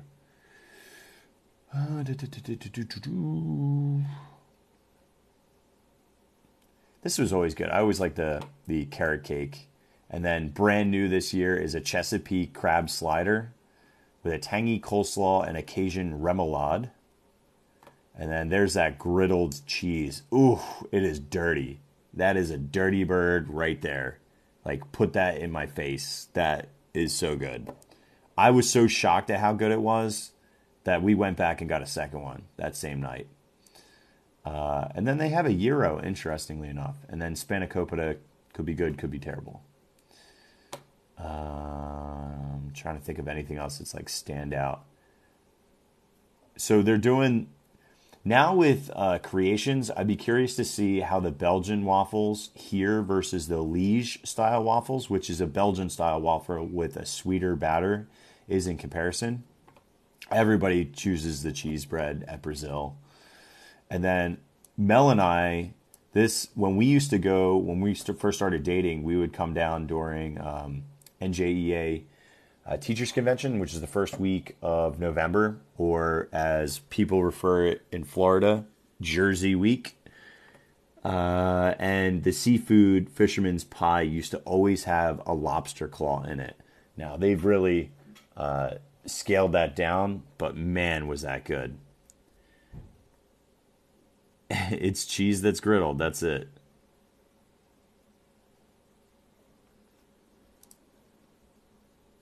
Appleseed Orchard is pretty much about booze. It's about apple cider. Le Cellier.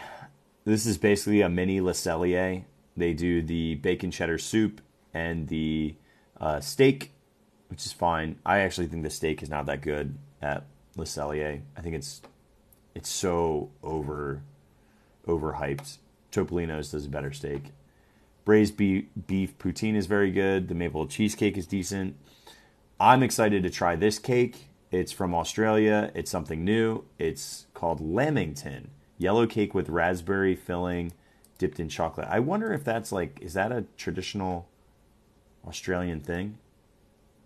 Yeah, Lamington. And it is an Australian cake made up of squares of butter cake or sponge cake with an outer layer of chocolate sauce rolled in decadent coconut. The thin mixture is absorbed on the outside of the sponge cake, letting it sit and set within the cake itself, giving it a distinct texture. A common variation includes strawberry jam. What kind of jam do they use here? Raspberry filling, which, in my days of being a cicerone, I would talk to people about pairings. And most people think that chocolate and raspberry are a complement. They are not. They're a contrast. Chocolate is very bitter for the most part, even milk chocolate. It's almost like a coffee. So, yeah, the raspberry is super sweet. So they're actually conflicting flavors, but that's what makes them really blend together. Complementary flavors would be sweet on sweet. So if you did honey on berries, that would be a complementary flavor. What else would be complementary flavors? I'm trying to think here. Anything that's spicy on spicy, like a barbecue sauce that's on something that's like a well-seasoned grilled meat that has caramelization. You're getting the sweetness of the barbecue and the smokiness of the barbecue, and then also you're getting the sweetness of the caramelized proteins on the meat itself, and then also the smokiness from the grill that they cooked it on. Hey, what's happening?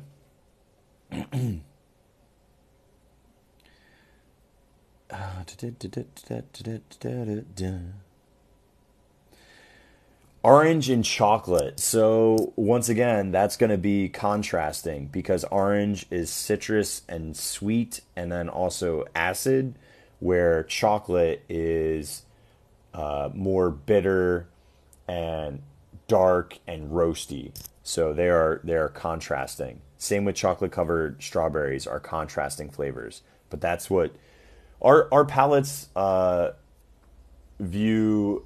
You can either have things that are complements, contrasts, or cuts. Cuts would be things that will help mitigate flavors and help you to be able to layer them effectively. So one of the reasons why I always like beer over wine with food is because of the carbonation. There's not a lot of wines that have carbonation, and carbonation has a scrubbing palate effect, and also it helps dissolve fats on your tongue. So especially one of the greatest pairings in the entire world is cheesecake with barley wine. Barley wine is a thick, syrupy, malty but that effervescence will cut the fat from the cheesecake, and it is like the greatest match made in heaven is a 12 to 18% barley wine and cheesecake. You would never think it. It is bonkers. Like, so insanely good. So, yeah. Dude, you had cheesecake and barley wine isn't. Yeah, sorry. Who sent Kirk off on his beer? Cicerone talk again. It was really just about talking about different like flavors and how you look at things. I was looking at the food and wine guide, and then I love this. Musubi is one of the greatest things that I've ever found from Hawaii. In fact, we have our own musubi press here in the house because I used to make teriyaki musubi all the time. Usually uses Spam, but it could use other flavors as well. But sushi rice, teriyaki glazed Spam, spicy mayonnaise, eel sauce, and nori. Oh my gosh! Like, put this. I'm praying it's $4 to $5 for that, and it's a big piece. Although weird, it looks like it's cut. Like they cut it like sushi. Usually they'll put it like a hand roll where you can just pick it up. But this looks like it's like probably 3 to 4 pieces cut, which I'm not crazy. Eel sauce is super umami. Think like a sticky hoisin meets teriyaki meets soy. It doesn't really have that much of a fishy taste. And almost every style of Asian cooking, including things like pad thai, will use fish sauce. And I will tell you, fish sauce smells like liquid death. It smells like, and it's made from rotting fish. It's made from sun-dried, rotting fish that gets marinated. It is, and the reason why they do it is the same reason why they ferment cabbage to make kimchi, is it unlocks this other level of fermented umami. It's so good. So good. I'm praying this is not dry, but it looks dry, doesn't it? But I was just excited because this Lamington is a traditional Australian cake. I would have never known that was a traditional Australian cake. I'm trying to think of anything else that was a standout. Stand out. Whoa, whoa, whoa, yeah. Stand out. Oh, yeah. Dude, hot, spicy take. Mac and cheese and artisanal mac and cheese are garbage. I've never had one that's good. They never pick a good cheese blend. There's barely passable mac and cheese anywhere out. I can't stand mac. I'd rather have Blue Box over any artisanal mac and cheese. And lobster mac and cheese is a waste of lobster. Stop putting lobster in mac and cheese. Cheese and seafood do not belong together. They are not a match made in heaven. Also, can we stop doing the escargot in a pastry? Can we just get escargot by itself with butter and chives and garlic? Because that's really the way to have it. And some white wine. I mean, I'd try it, I guess. Actually, I wouldn't try it, Christina. I'm going to be honest with you. I've been burned too many times. Unless you had like one specific spot and you were like, dude, you have to get it from here. And by the way, like in the Keys, it's going to be all about seafood and key lime pie. Don Don noodles. We had a place, we had, gosh, what was the name of that place? Han Dynasty? I don't know if they're a chain.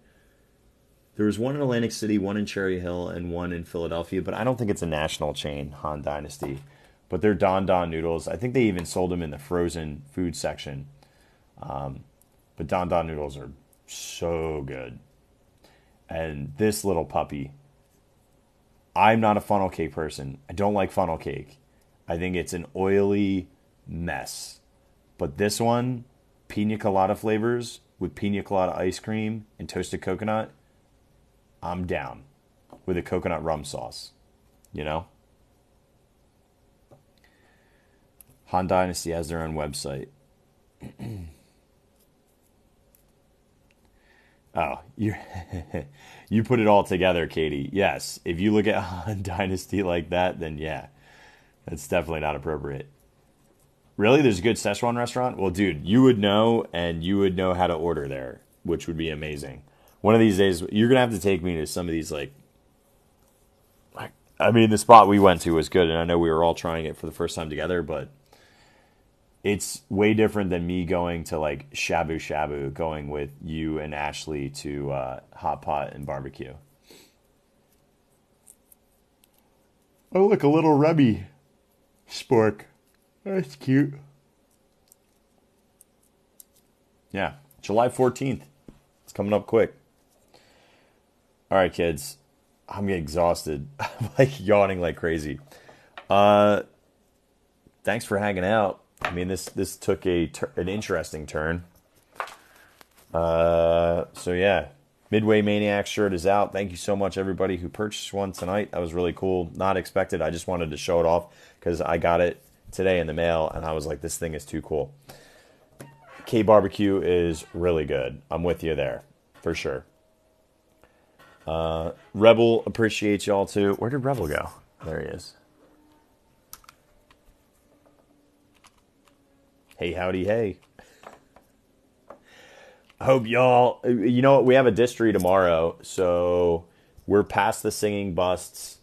We have the mummy and the deaf man and the rest of the ghosts in the graveyard, and then the hitchhiking ghost, which we'll probably not make it to the hitchhiking ghosts. And then next week, so that's tomorrow, distry with Kate, this is Disney Cicerone, and then on Monday is Kate's Carpe Diem Day. So yeah, I'm definitely gonna wear the new Spirit jersey that you guys got for me yesterday, which was so sweet. And thank you again to Matt, Pins and Parks, the cast member from Port Orleans French Quarter, who said to go look in the Christmas shop for that Leota Spirit jersey. They sold out of the larges on the rack, and then I asked the cast member and got super lucky. That was really lucky. Monday will not be Epcot. We are going to be in Magic Kingdom, I think, the entire time. We have Keys of the Kingdom, which Alicia had purchased for myself and Kate to go on. So we have that right at, I believe, 9 o'clock. It starts right at 9 sharp and meets us right in front of City Hall, I think. And then after that, whatever she wants to do. I don't know. She hasn't sent me like any plans, but like Kate's ideal Carpe Diem would be to go and look at a mural that's underneath a bench next to a bathroom in Tomorrowland. Like, that would be Kate's ideal day. So, I can't stream Keys. I will be filming for YouTube the areas that we can. There's a lot of backstage areas where you go into the like utilidors and a bunch of other stuff. So, yeah. Big Thunder? Oh yeah. Oh, you just saw that movie. Sorry. Love and Thunder. That's the new Thor movie. I heard it was good. I don't know if it was, but yeah. Yeah, dude. On Monday, Magic Kingdom. We'll be there. I don't know how long Keys to the Magic Kingdom is. I think lunch is included. So yeah. And then I'm still trying to see if I can book that thing, Lem, that we talked about. It's really annoying, so probably not. But I'm gonna try to see if I can. The other option is maybe I try to get Jason. It's 5 hours, really? That's bananas. That's like so much longer than I would have thought. That's crazy and amazing. Like, in a really good way, that's crazy. Well, I'm gonna have to make sure I have plenty of room on video cards and everything.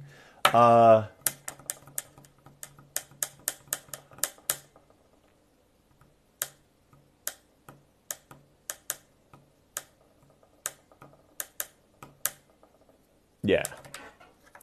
Trying to book something special, but I don't know if I'm going to get it or not. But maybe I can get Jason to take us over to Bay Lake Tower because the DVC is doing a villains themed bar on Monday. I have no idea how hard that would be to get in to that. Okay, 5 hours. Thanks, Britt.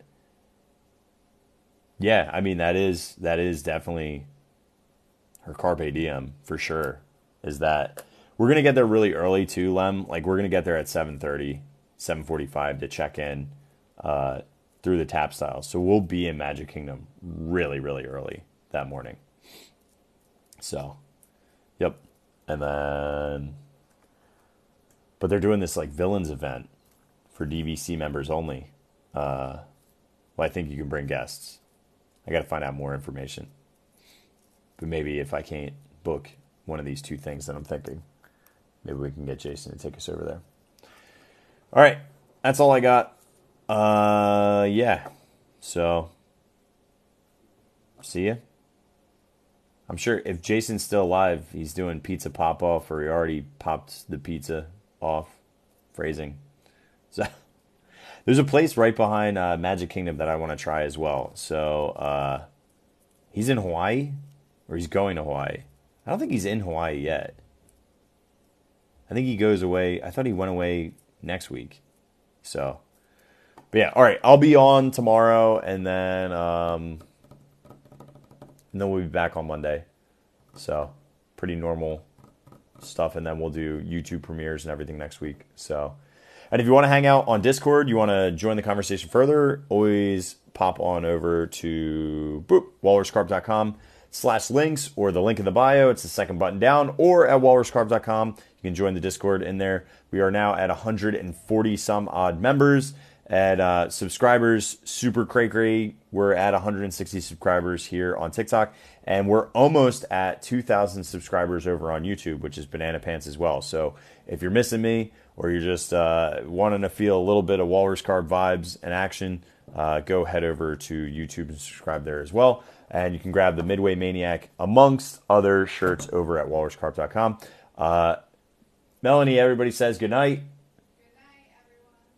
See how I threw my voice? She said good night, everyone. Good night, everyone. It was really nice seeing you. Oh, that's so sweet of you, Mel. It's just your normal. Oh, you know how it is. Yep, exactly. So, all right. You guys enjoy the rest of your nights, and thanks for hanging out. I appreciate you guys. And it's dumb. So dumb. All right. See you guys tomorrow. Bye.